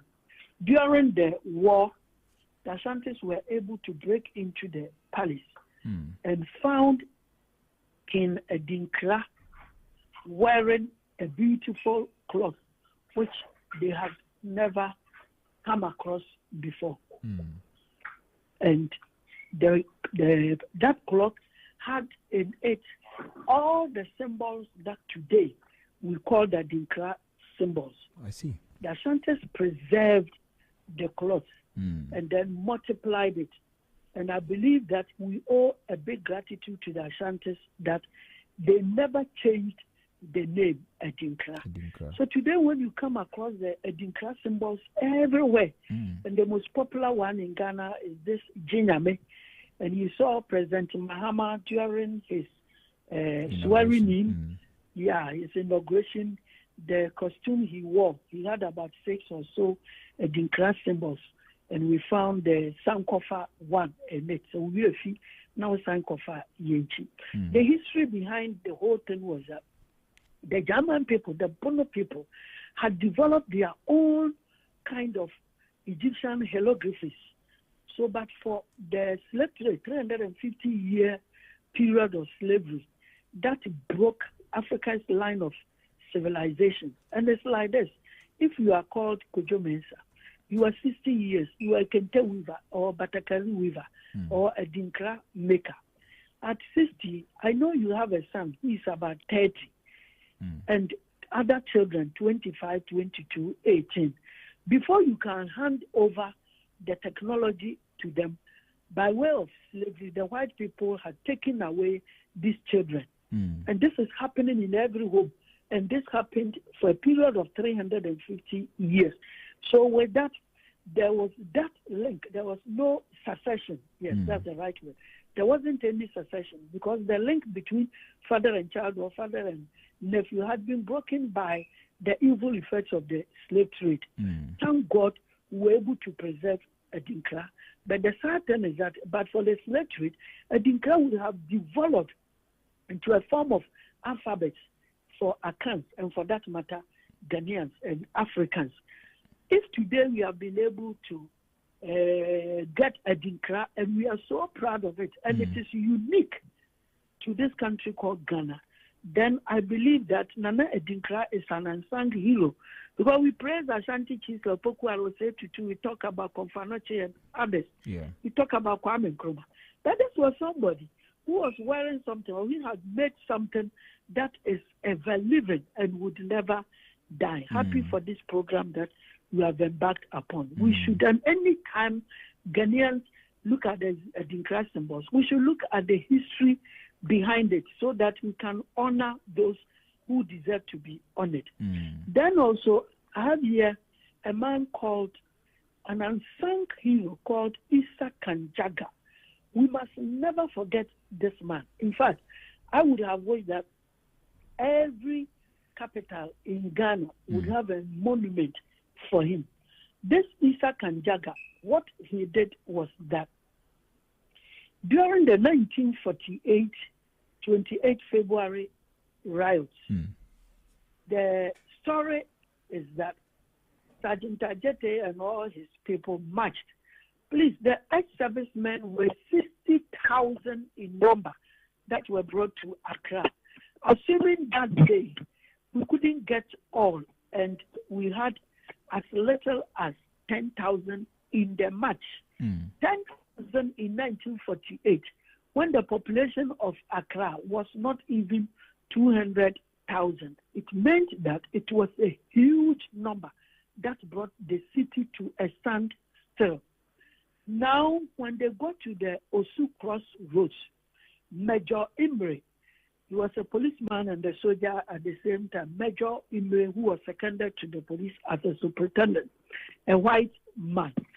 This man, realizing that the team would not stop and give him the petition and would want to reach the castle everywhere in the world, the moment you attempt that, it's an insurrection and you will be shot on sight. So for that, it was the right time. I wouldn't say it is bad. If today you are attempting to reach Flassa House uninvited, and it's not even one person, it's thousands of you, it would amount to a coup d'etat. So definitely an instruction, an order will be given for everybody to be shot on sight. Now, when he gave that order, before the police with him, and they also had not less than 100 policemen, because the country was already on tension before the march occurred. Remember that one whole month, 1st January 1948, up to 26th January, the boycott of European goods had lasted. So the country was already on tension, and these people too started their own. So we had more than 100 policemen following Emery. The moment he gave the order, shoot, please, if they had decided to shoot 100 men, all armed to the teeth, that day more than 2,000 policemen, ex-servicemen would have been killed. And as I told you, they were armless. They were armless. The moment Imre said, shoot, Issa Kanjaga, a police constable, but no rank, also shouted in the Hausa language, don't shoot, or rather shoot in the air. Wow. And they listened to him. The man gave another order, and this man also repeated, don't shoot.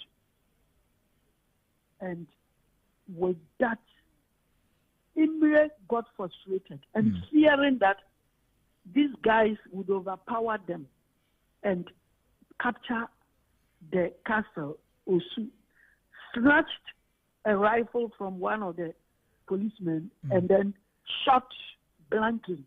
It killed three and injured so many of them. And that was what disrupted them. But for Issa Kanjaga, that day, more than 2,000 people would have been killed. And I don't know what would have happened in Ghana, because even with 3, we saw what happened. The whole country was in turmoil. And in the end, the Watson Commission was set up, and that speeded our independence. So I'm saying that if Issa Kanjaga had not given that counter order, at least more than 2,000-3,000 people would have been killed, and they would have killed even more and more and more, because whatever they did, policemen will always say self-defense, self-defense, self-defense. So please, Issa Kanjaga is an unsung hero. Through your program, I believe that eventually the name unsung will be taken away, and he will be recognized as such a hero as Sergeant Ajete, a hero as Kwame Nkrumah and others. Because look at his background. He was not an university scholar as you and I. He was not like Kwame Nkrumah. He was an educated person. But he felt that why should a white man give instructions for my fellow black person to be killed? And this man, out of heroism, later they dismissed him from the police service because of what he did. They felt that he had betrayed the government. And Ghana pretends this man does not exist. So I'm very happy for your program. Find a way of immortalizing Issa Kanjaga. Then, don't also let us forget Madame Hannah Kujo, Hannah Esi Bedu Kujo. This Hannah Esi Bedu Kujo was from, after Issa Kanjaga, he hailed from Bulsa. Bulsa is in the Upper East region. Now, Hannah Kujo was from Princess Town in the Western region. She was a member of the Convention People's Party. She was the head of the women's wing. When Kwame Nkrumah traveled to the north in 1949, he discovered that about 90% of the people there were not wearing clothes, nothing, naked. It was the men and women had something to cross the legs just to cover their nakedness. Otherwise, they were naked. And Hannah Kujo spoke to Dr. Kwame Nkrumah to give her the opportunity to import Bruni Wewu to be given to our brothers in the north who were very handicapped then. Because when I say this, I don't want a northerner to be angry with me, so let me complete the story. The story was that when the white people came and the cocoa industry was thriving, and then the mining industry, all raw material industry was thriving, and the white people felt that if they should allow northern people to go to school or to become sophisticated like southerners who will work in the industry will fail. So what they did was that consciously they made a rule that nobody should send a northerner to school and nobody should build schools in the north.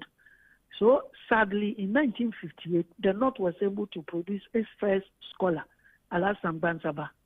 So it is a very sad story for our northern brothers. Anytime they brought them to the south, they were in their hundreds, and they were going to Takwa or Bibiani or Prestia or Obuasi to work in the mining industry for the white man, or to be used in the cocoa industry or the timber industry.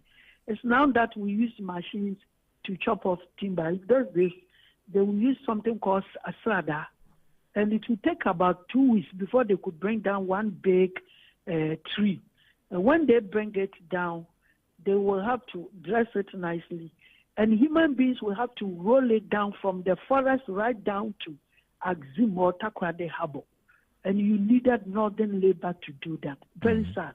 And down northern people who are listening to me, it was not a wonder that the northerners would be so deprived as to be rendered almost naked in 1949, 1950. So this woman, being sympathetic, ordered the government, Kwame Nkrumah, at that time we have not got our independence, to start importing Bruni for the northern people. So in those days, it was for charitable purposes. That's why we call it Bruni Wewu, like the white man has died. So it becomes a legacy or an inheritance for another person. Today, people have made good use of Bruniwe, where they have become millionaires out of that. That's the story of Bruniwe. Wow. And it is linked to that famous woman, Mrs. Hannah Kujo. That's it. And then don't also let us forget a very famous man, a man from Keta area, an Ewe man. His name is Raphael Grill Amato. Amato, Armattoe. If you Google, you'll come across his name. Ghanaians have forgotten him. It is so sad. He was the first person in 1946-47 to have been nominated for Nobel Peace Prize. Wow. Because of a scientific preparation he made called abochi, which was curing a lot of skin diseases. The whole world was curing a lot of skin diseases. So they nominated him. In 1949, he became the first black person to have come second, Nobel Peace Prize. Wow. He came second, 48-49. He's called Raphael Grill Amato from Keta. Now, this man was the first person in the world to have written 3 books in 3 international languages, German, English, French. He knew them basa basa basa.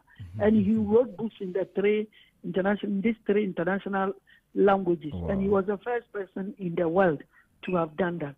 He was the first black person to have practiced medicine in the UK. And in fact, the whole of Europe, he started practicing there before he came to Ghana. Wow. His name is Raphael Grill Amato. And he was one of only 3 men in the world who knew the secret formula of the atomic bomb. And he was also the first person to have predicted that Russia was developing at a very fast pace in terms of nuclear science. As a result, they would get ahead of the United States. When he made this statement, the president of U.S. at that time, I think President Truman, got angry and invited him to come and explain. And he said, he went and he told them that he didn't have any explanation. Rather, he would ask them to seek peace above war so that there would be no need to worry about nuclear bombs or atomic bombs.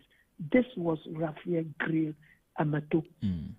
Then let's talk about Primus Inter Pares, the first black person ever to have gone to school.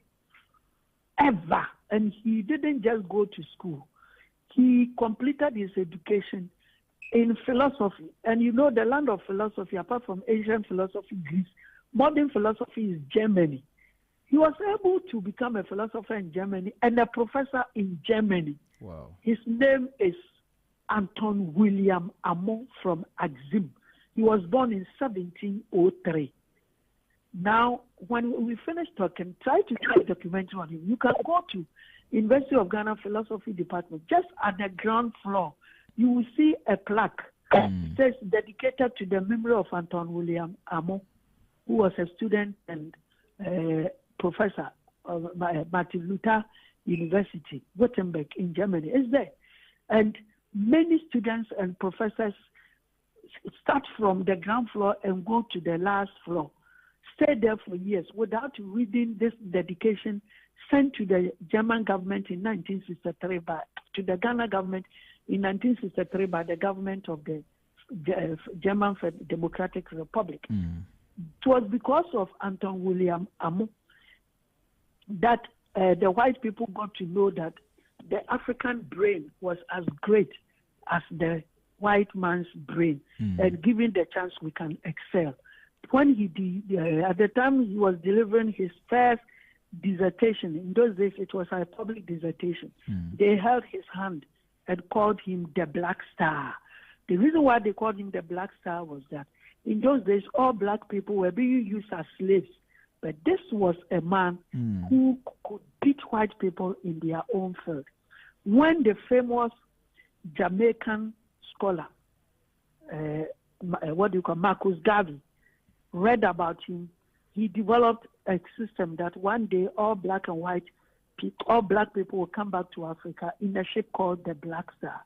When Kwame Nkrumah went to Britain in 1945-46, He went to the British Museum and learned about Amo for the first time. That was why, after Theodosia Oku had developed the Ghana flag, Kwame Nkrumah put the black star in the middle. The black star refers to Professor Anton William Amo, the first black educated person from our homeland, Ghana. We can talk plenty, but I believe that. When you called me, you were singing the song of an unsung hero, Ya Amanua. This is a woman who has transported indigenous Ghanaian music to every part of the world. Please, I beg you, when you finish, start singing more of her songs. More of her songs. A woman like that, a woman like that, Nana Ampadu, who has more songs virtually than anybody in the world. I think the whole world is second. Nana Kwame Ampadu. Now, not Jeduble Ambule. He introduced rap music, the whole world. And the white man says he's second. Even if he is second, this is an enviable achievement. They call him Jeduble Ambule. Please, the nation has done a lot. People in it have done a lot. It's not only Kwame Nkrumah and Pa Grant and so-called big sis. Tell our men that you cannot print CD from 1 CD to 200 Ghana CDs and then put on it the pictures of only 6 people, as if it is only 6 people who have done something for this country. Talk about George Akem Ferguson, the one who drew Ghana's map and was said to be the best ever. And he was the one who negotiated with the northern chiefs from Brekum to the north. After the fall of the Ashanti Kingdom, they got angry. Why were they angry? They were angry. Part of them were angry that the British fought them and killed them because it was the Sagrenti War. Another part was that Ashanti was colonizing them, and it was British that gave them liberty. So put together, they wanted to join France. So, but for George Akem Ferguson, who went and negotiated with them, and he could speak diverse local languages, he went to negotiate with them. He was also a surveyor par excellence and brought those people into Ghana and then drew the Ghana map as we have it today. Cartographer, he made that thing. Incidentally, it was during his work that the slave raiders, Samori and Babatu, killed him at Wa. Today we have a national university at Wa, and then you name it after, Akufo-Addo has named it after the chairman of the elders of New Patriotic Party, the Elders Committee, Council of Elders. That's the right description. The Council of Elders of New Patriotic Party, C.K. Tedem, when he died, this man, Akufo-Addo, named a national university at Wa after that man. Please, the very place where Akem Ferguson's tomb is. I beg you, please. Oh, Jesus. Then we name an airport, a country's international airport that welcomes everybody to that man who staged a coup to remove Africa's greatest statesman. My brother, let me end here and let your panelists continue for me. Thank you. God bless you. Well, thank you very much. Thank you very much for all of those insights. But I want to ask a few questions just before you go, and I want to take us back a bit. I know that before the name Ghana, we have some powerful kingdoms and all of that. You've mentioned some of the key individuals who are heroes. Oh yes, yes. I'll put that one another time. If you have time, we have a kingdom like the Bono Techiman Kingdom. The Bono Techiman Kingdom. You know, Akans migrated from the ancient empire of Ghana. But when the empire fell, we did not immediately migrate. We became part of the Mali Empire. Then Mali, Mansa Musa, it got Islamized. And then when he came back from Mecca, he wanted everybody also to become Muslim. At that time, the Akans were a small minority over there. And we decided to move from the area.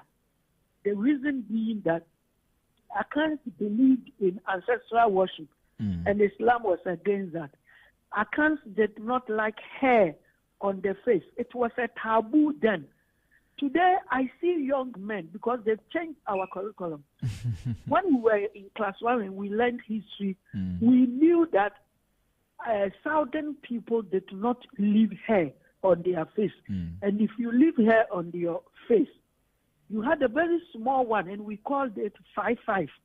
Very small one. But if it was bushy, then it was associated with the Muslim, the Nigeri, Mali people, Hausa people. And we always feared them. We always gave them a place to stay, Zongo. Under normal circumstances, no Akan would leave a hair on the face, because these were the people who chased them, who killed them. So nobody would leave hair on their faces.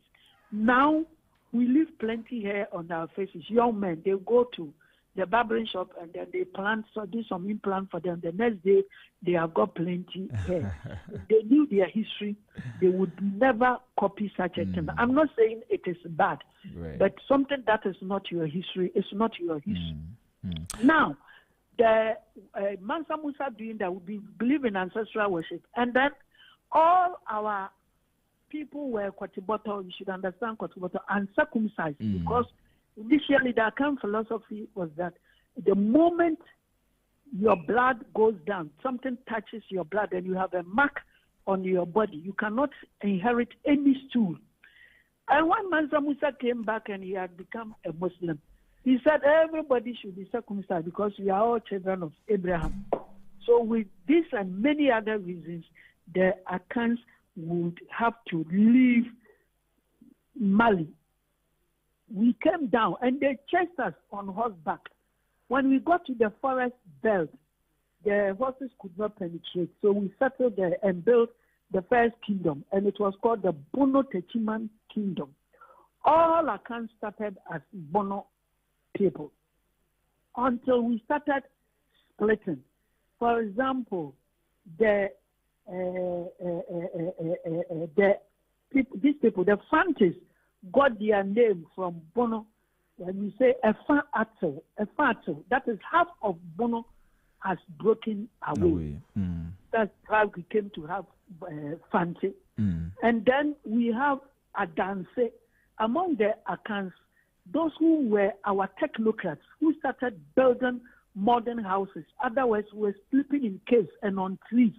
Those who started building houses and became technocrats, and everybody was hiring them to put up houses, were the people we gave the name Adansifoɔ. That's why today we have Adansi. And then when we mention Bono, Bono means first, PSA, Abakan. And then when we say Asante, they are also part of Bono, who became distant, part of Bono, who said, let us come together because of war. Asante, Mumeyan Kambom, Asante. Otherwise, the Asante people were Amansia people because they migrated and went to live at the outskirts of the country, and it's called Amansia in the Bekwai area. But because they all came together to become a strong force, they had a new name called Asante. Then the Denchira people had their name because they were that part of Bono people who lived at Chira for so long a time that when they were going, people were saying, "What dane Chira for? What dane Chira for?" They became Denchira. Then Akwamu people were initially Abrade people. But what they did was that they became they were waylaying people. You buy your goods, you are going just the trans-Saharan caravan trade. And then these people will waylay you and take all your goods. So we started calling them Akwamukafuo, and their name became Akwamu.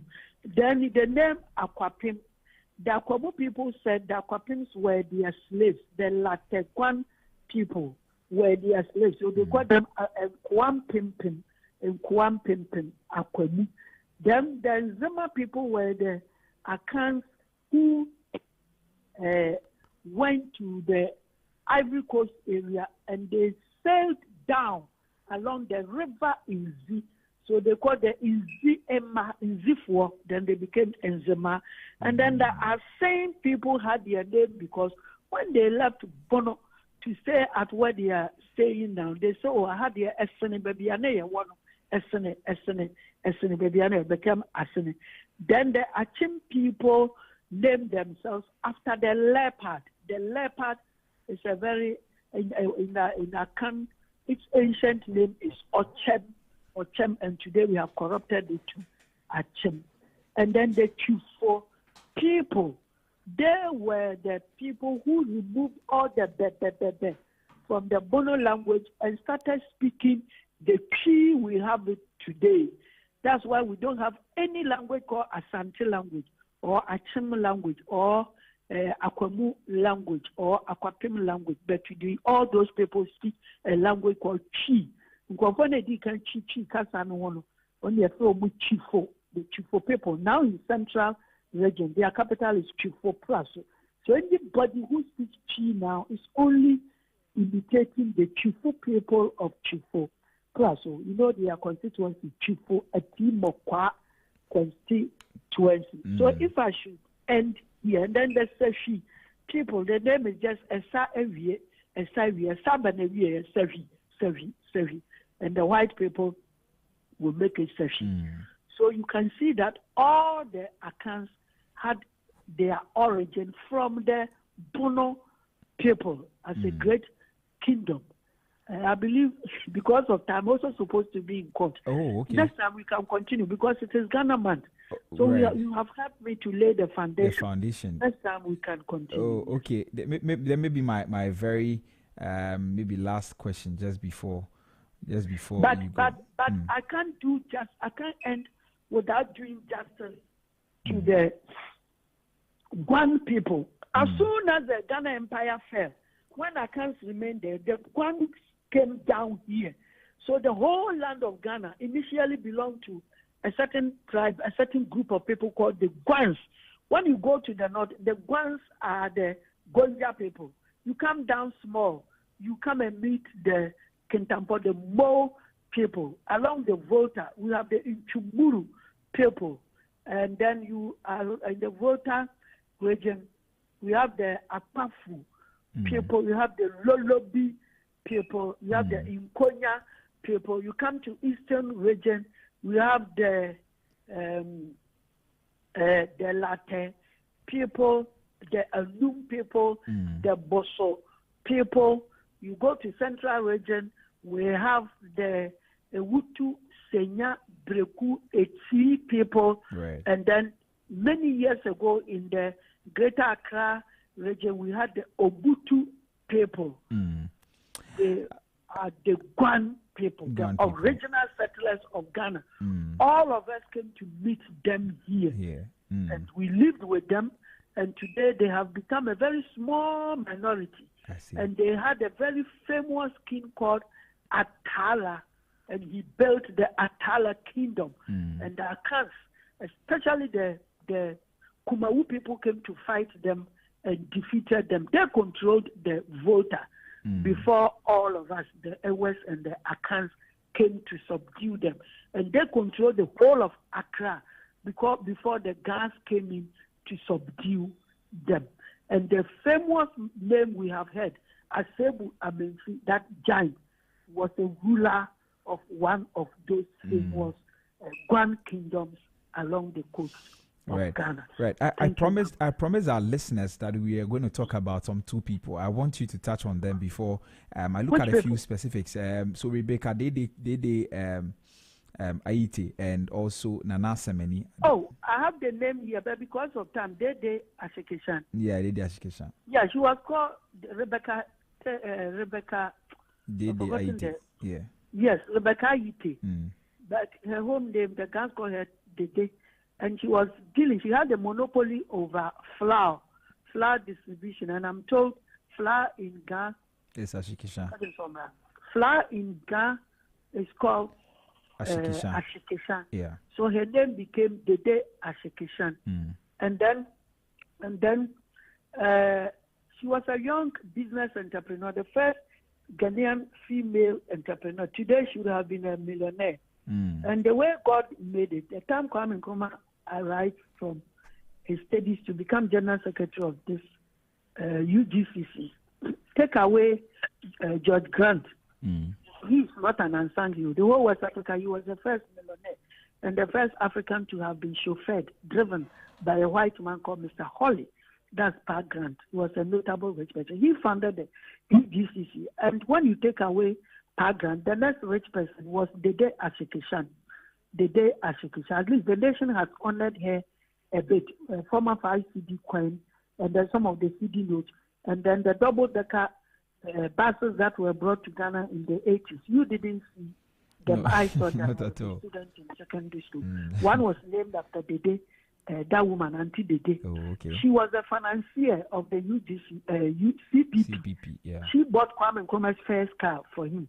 When Nkrumah started the CPP, she bought all the CPP vehicles for them and bought the first personal car for Kwame Nkrumah. And more, we are told that she was Nkrumah's girlfriend. I wouldn't doubt it. They were extremely close. And people were so jealous of the woman that in 1963 also, one of the evil people poisoned her.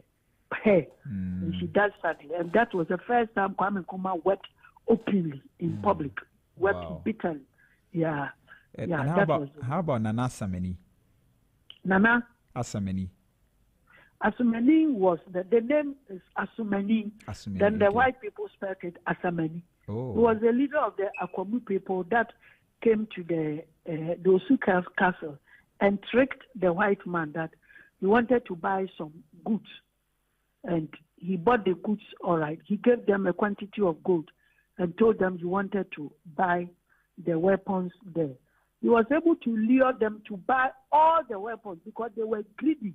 They wanted gold, so they were prepared to sell everything to him. And when he discovered that they had nothing left, he came out with the weapons, not knowing he was hiding his soldiers just around. He gave it to them. They loaded and came back to the castle and took it from the white man because they were armless out of their greed. So he took the castle from them and occupied it for some time. Later on, when they negotiated, and he sold back the castle to them at a huge price, he took away all the keys, and today it is in the palace of the Akwamu. Wow. But why do you think some people's contributions go unrecognized in our national narrative? Oh, because we are not a good people. You see, tribalism has killed the country. As I'm talking to you, you don't know where I come from. I also don't know where you come from. And the people are mentioning, they are not from the part of Ghana where I come from. No, they are not from my area. The Dashikisa is not from Yamenua, the famous songstress. She's not from my area. And I'm not an Ewe man. But we are very wicked that instead of recognizing somebody like Afro Great Amato, if the scholar supposed to do that, or the minister, or the president supposed to do that, it's not Ewe, he'll be angry. And then another man too, if he's Ewe, and he's supposed to, let's say, talk about Anton William Amo, he won't do it. And if a person is, let's say, a Gonja or Ewe man, he's supposed to talk about Kompanoche as one of the most sensible human beings ever created. And it was because of the institutions he put in place that Ashanti became the greatest empire in Africa, forest empire in Africa. He won't do it. So our people are not good. And when we even write books where we are supposed to give honor, we will never do it. And now when man writes a book, he will never praise the Ashanti people. That's the truth. Ashanti man writes a book, he won't praise the Achem people. Achem people write a book, he will throw away the Fanti people. That is the way we have behaved. And as I said, how can you live in a country and the whole world says the greatest African of the last 1,000 years was Kwame Nkrumah, and you have an airport named after the one who overthrew Kwame Nkrumah? You understand? So that I wish the name would be there so that people will know that we are very bad, wicked, and selfish people. We don't recognize that which is good. What is wrong with, let's say, if you're a Roman Catholic and you see something good in Methodist, what is wrong with talking about it? If you are a Muslim and you see something good in Christianity or vice versa, what is wrong about it? If you are a white man and you see something good with the black people, what is bad about it? You have to talk about it. You have to talk about it because God is a God of diversity. God knows why some people speak this or that language. Everybody is different, and we use it to honor the Almighty God. So the only reason why we forget those people is simply because free me krum. So let me forget about him. Right. But the good thing is that whatever is hidden will one day come out. Who knew that one day we'll talk about Isaac and Jaga? Yeah. Who knew one day talk about or Raphael Grilameto or Anton William Amo? So don't worry. God has a way of bringing all of them up. But the country should speed it up. We have to change our history curriculum and ensure that people who have done something for this country in diverse ways will be remembered and acknowledged. So how can we properly... Because if the Dasikishan had not financed Kwame Nkrumah, there wouldn't have been independence for us. That's true. And do you know that when the Akwapim Queen Mothers gave Pediase Hills to Nkrumah, that is a beautiful place. You should build a house here and stay here. It's very beautiful. It was the Dasikishan who built a house there for Kwame Nkrumah. Wow. And Kwame Nkrumah gave the place to the state.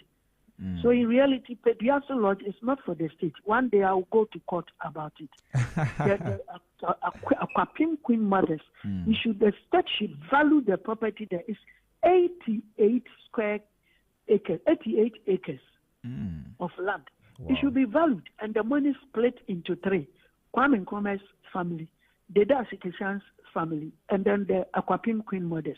Yes, thank you. I see. But how can we properly document, celebrate, and honor the contributions of these people?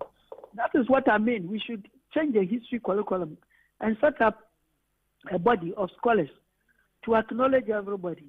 If it is made up of the various tribes, that one is unchallenged. And forget about something called the Big Six. How do you put the name? So, those William Opolata, what did he do for Ghana? It was the Kufuor, what did he do for Ghana? That man. All the rest, what did they do for Ghana apart from Kwame Nkrumah? And Kufuor come to put their names there. Or what did they do for Ghana? The right people are there. This morning, look at the names I'm giving you. Right. Maybe your final thoughts, and then we can allow. So the final thought is what you have said. That I encourage you.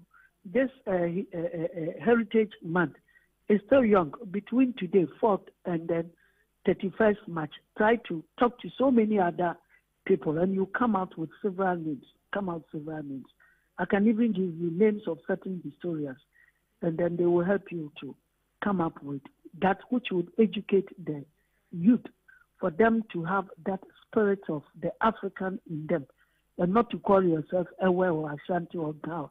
That one won't do you anything. I had an Ewe friend many years ago. All my friends are Ewe. That's why I'm able to talk rough to them. During the one NDC won some election some time ago, so look, we Ewes will rule Ghanaians forever. That was 96. And I told him, my brother, do you think voter region alone can make a president in Ghana? Then he sat there and looked at my face. That whoever is your presidential candidate, this Rollins, needed everybody's vote in order to win an election in the country. So don't say we Ewes. After Rollins, you see other people also coming up. Today he's alive, and he saw that after Rollins, the Ewe man, now we've got a Chimabuakwa, we've got an Ashanti man, we've got a Fanti man, we have a Gonja man too. So nobody should be that inward. We should be outward, because God is a God of diversity. Right. Thank you so much, Dr. Yao Anoche Frimpong. We are so grateful that you helped us understand these things. This is free education, and we are grateful. So we'll come back to you. I mean, since you mentioned that there are some contacts you can share with us, we'll come back to you for that. And also, we'll do well to have you a few other times, probably in studio, so that we can have other conversations about the country. Thank you very much. Well, that was Dr. Yao Anoche Frimpong. He is a historian, a lawyer, and a passionate advocate for documenting Ghana's heritage. The man has spent years studying our past and unearthing and forgetting stories here in Ghana. And we are privileged to have had him speak to us this morning on Unsung Heroes, the hidden pillars of Ghana's growth. We're going to go for a quick music break. When we return, I will run you through a few things before we end the show. Stay tuned. Zed.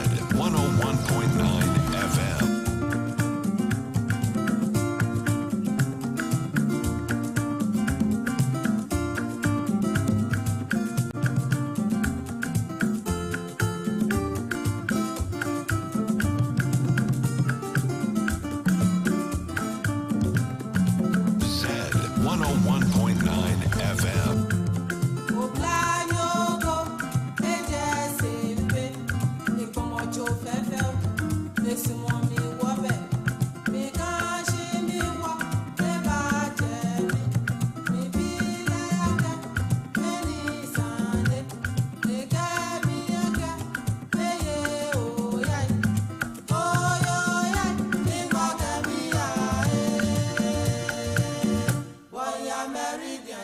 Zed 101.9 FM.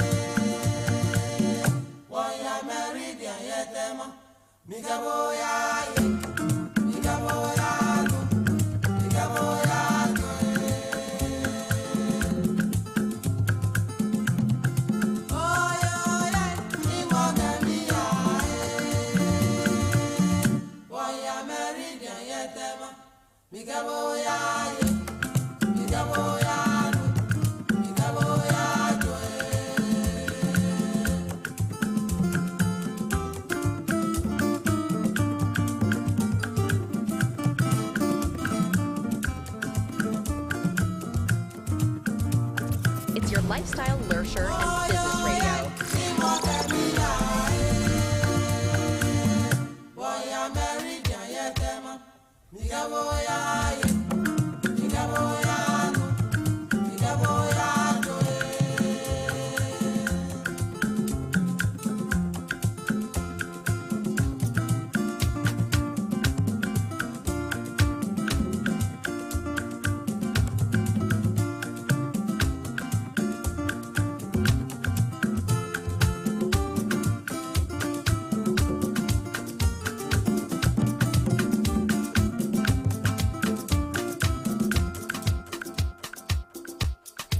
It's your lifestyle, leisure, and business radio. Zed 101.9 FM.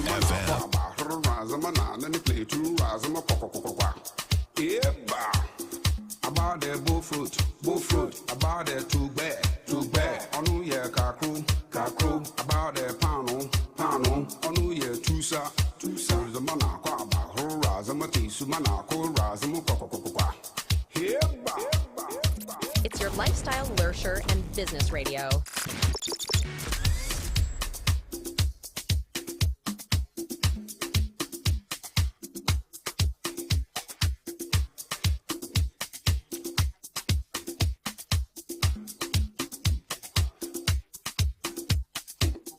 It's your lifestyle, leisure, and business radio.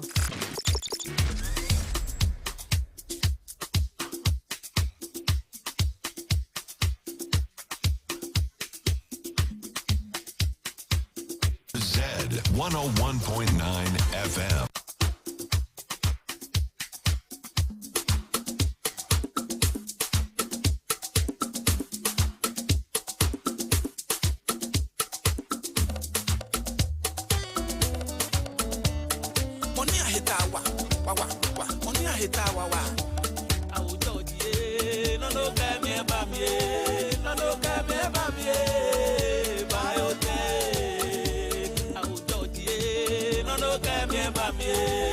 No,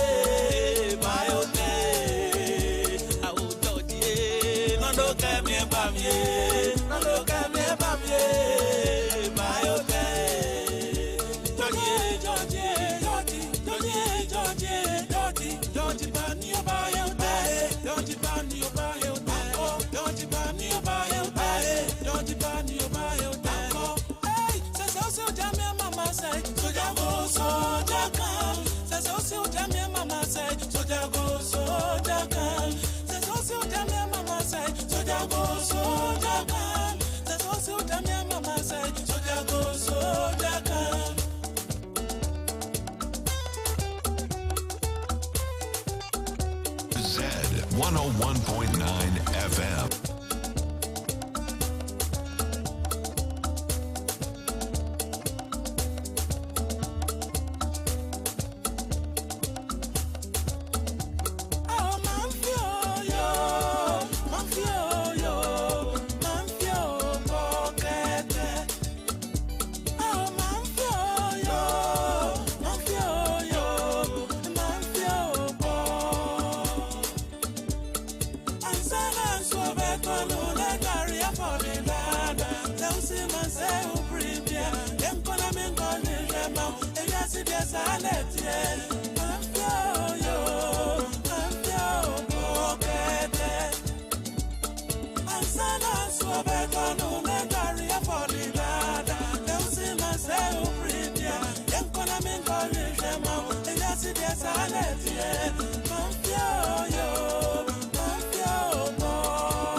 Zed 101.9 FM.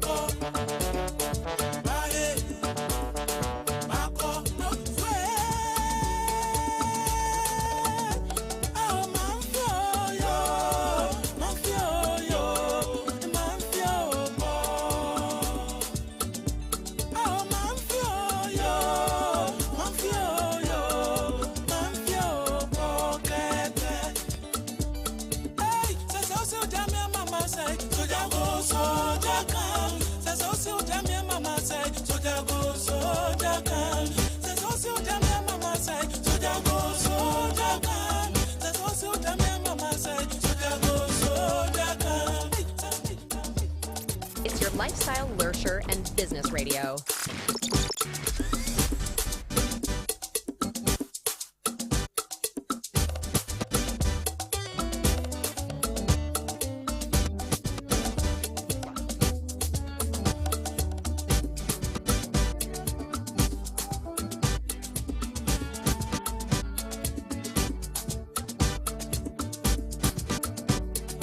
Zed 101.9 FM.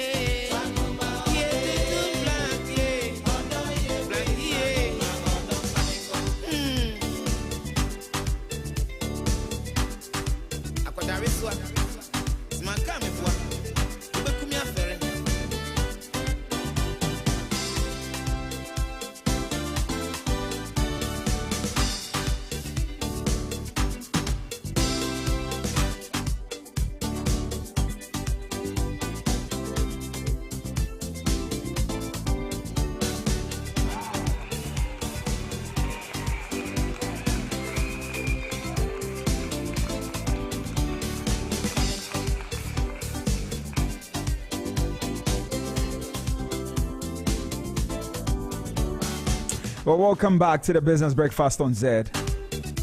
The song in the background is Senuma Odo.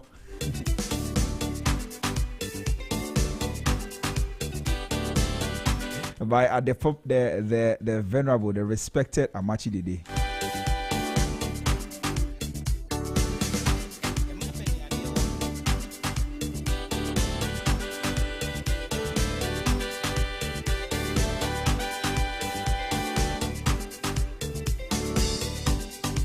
Well, today we're still recognizing some unsung heroes here on the Business Breakfast on Zed. They are the hidden pillars of Ghana's growth. Now, Ghana's history is often told through the lens of its famous figures, the likes of Kwame Nkrumah, Santoa, JB Dankwa, and others, who have all played major roles in our independence and development. But our history is never made by one person alone. Of course, behind every major milestone, there are countless individuals whose sacrifice, dedication, and resilience lay the foundation for our progress. And these are the unsung heroes. The everyday people, the grassroots leaders, the quiet revolutionaries who shaped Ghana's education, economy, healthcare, arts, and governance, but whose names have faded from public memory. So they want to give them the recognition they deserve. And it's a tribute to those who have labored in the shadows, those who have whose stories have not been told enough, and those whose contributions continue to impact Ghana's growth. So let me start with the area of education and knowledge preservation. Now, of course, education has always been a key driver of development.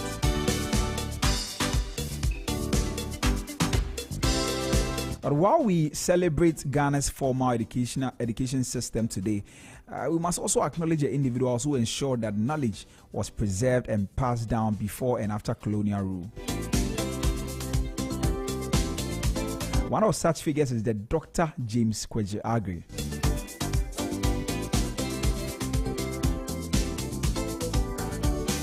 He was a passionate advocate for education, especially for girls. Aggrey believed that education was the key to national development. And his famous quote is that if you educate a man, you educate an individual, but if you educate a woman, you educate a nation. If you educate a man, you educate an individual, but if you educate a woman, you educate a nation. Today we are proud as a nation to say that we have a female vice president.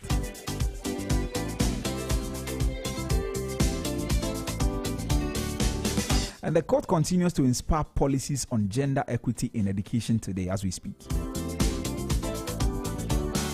And his work at Machimota College laid a foundation for modern education in Ghana, the Dr. James Kwesi Aggrey. He died in 1927. But he continues to live today because his work continues to live after him. Another figure in the area of education is a Dr. Ephraim Amu.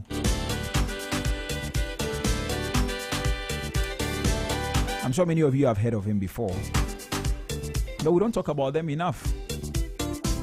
Now, beyond being a music composer, Amu was a cultural nationalist who emphasized self-reliance, African identity, and the importance of local languages in education.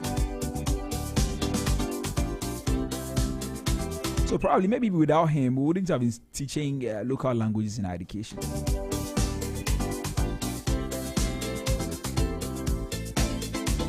And recently, when we hit the streets, we're asking people whether we should use the local languages to teach in our schools.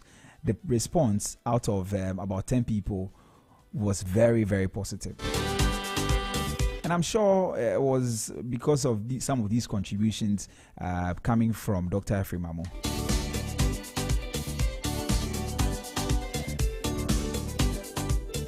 So his efforts helped ensure that Ghanaian languages and cultural values remain central to learning. May his soul rest in peace.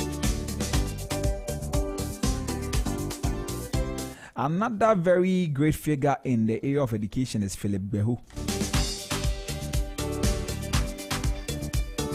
Now, many people know Philip Beo as a composer of the Ghana's national anthem. But also, Beo was a key figure in shaping music education in Ghana. He played a role in integrating African music into formal education and preserving traditional musical expressions. Philip Beo. He also passed in 1976. Several years ago, but he continues to live because of the work that he did while alive. So what are you also doing in education?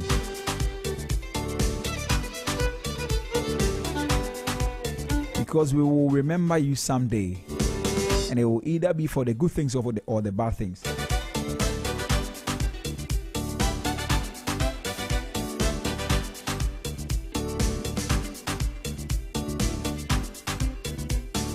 Now, there were also some people that I call the economic builders. These were market women, farmers, and artisans. The economic builders. Now, of course, Ghana's economy didn't start with modern banking and multinational corporations. Long before independence, market women, farmers, and artisans were the backbone of the economy. When we talked about the economy back in the day, it was because of market women, farmers, and artisans. And they were ensuring trade, food security, and local industry. There are a lot of key figures in that space. Very popular amongst them was the one we talked about a while ago, Rebecca Nadede Aite. Dede Ashikinshan. Ashikinshan means flower. Now, she was a very powerful businesswoman in the 1940s, and she dominated the flower market in Accra and became one of the most influential financial backers of Dr. Kwame Nkrumah, his independence movement.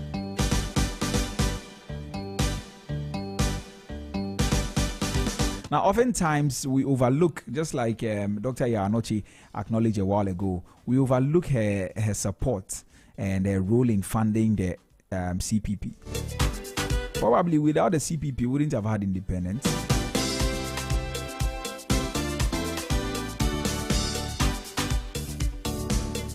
So he's a very, very important figure.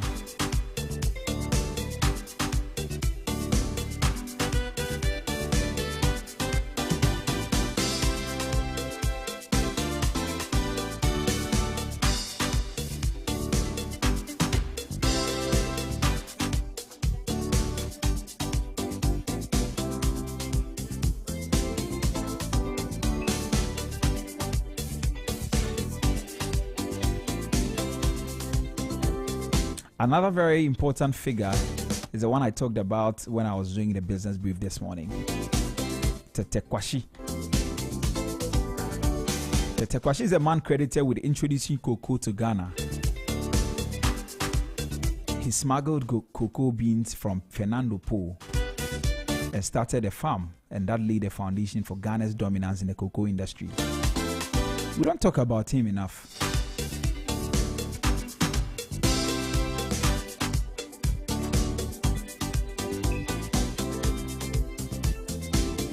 May his soul rest in peace too. Another very important figure is Kweku Ando. He is a master kente weaver whose contribution helped preserve and evolve the traditional art of Ghanaian textile making. Kweku Ando. Today, kente remains a powerful symbol of Ghanaian identity because of people like him who maintain the craft through generations.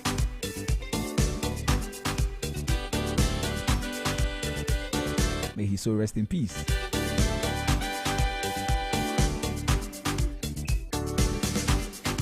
Women have also always played critical roles in Ghana's governance, resistance movements, and community development. Now, beyond the well-known names, many women worked at the grassroots level to drive social and political change.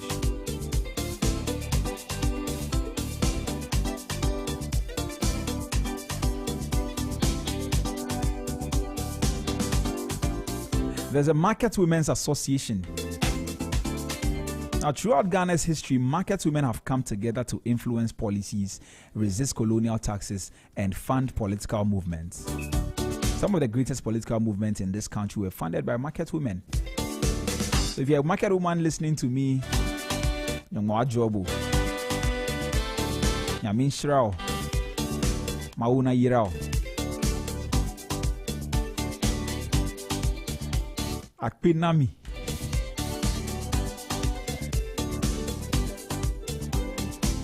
They played a crucial role in the struggle for independence. They organized strikes and protests against British rule.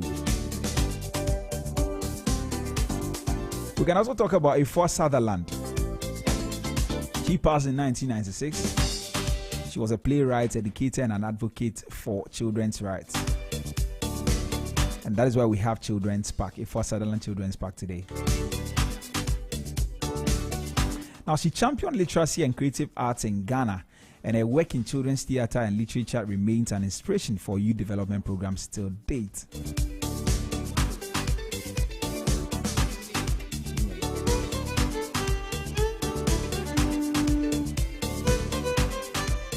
Now, there are other figures who also played a crucial role in music and storytelling.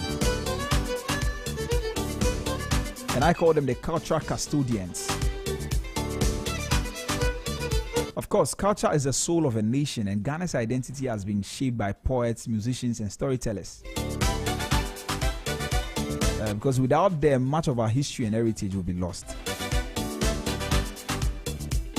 A very popular figure among these people is E.T. Mensah.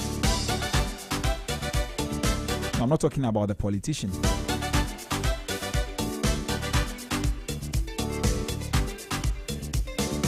Now, E.T. Mensah, who is also known as the king of high life, his music captured the spirit of Ghana's independence movement.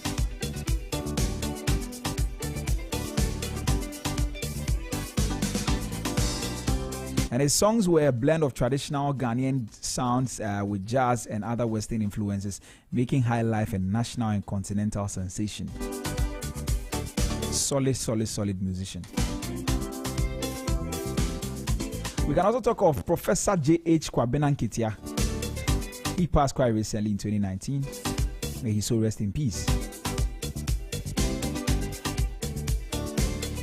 And he was a pioneering ethnomusicologist. He documented and preserved Ghana's oral traditions, proverbs, and traditional songs.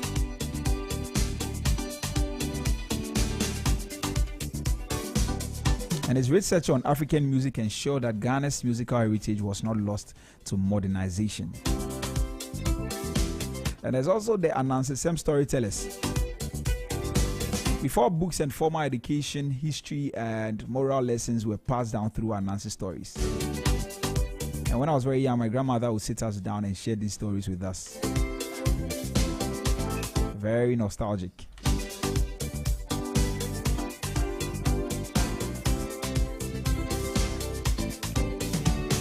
Now, these storytellers played a crucial role in preserving Ghanaian wisdom, I should say, and values across generations.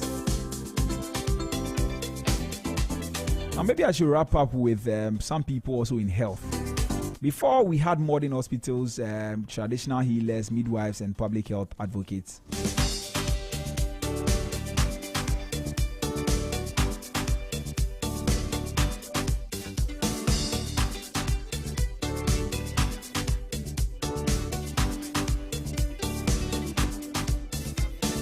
We've had people who have played a crucial role in the health sector. We can talk about Dr. Susan Oforiatta. She's Ghana's first female doctor, and she championed maternal and child health, fighting for better medical services for women and children across the country. We can as well talk about Dr. Emmanuel Evans Amfom. He's a medical doctor and former vice chancellor of KN University. He played a key role in developing medical education in Ghana.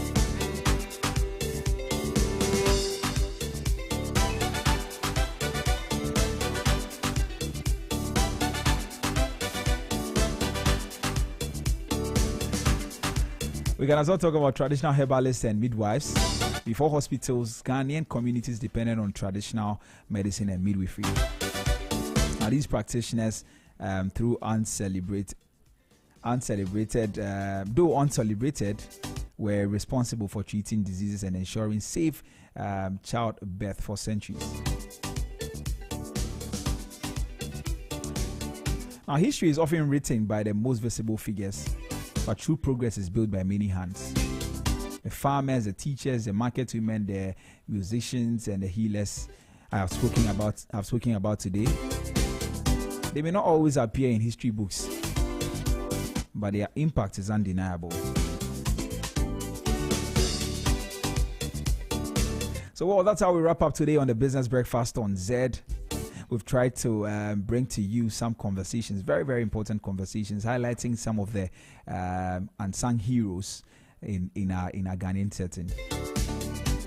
So we are back again, same time tomorrow at 6:15 for very, very important conversations as well. Thank you very much for staying with me. My name is Nitra B. Hammond. Up next is The Brighter Side with NY The Brand. Keep listening to Z 101.9 FM.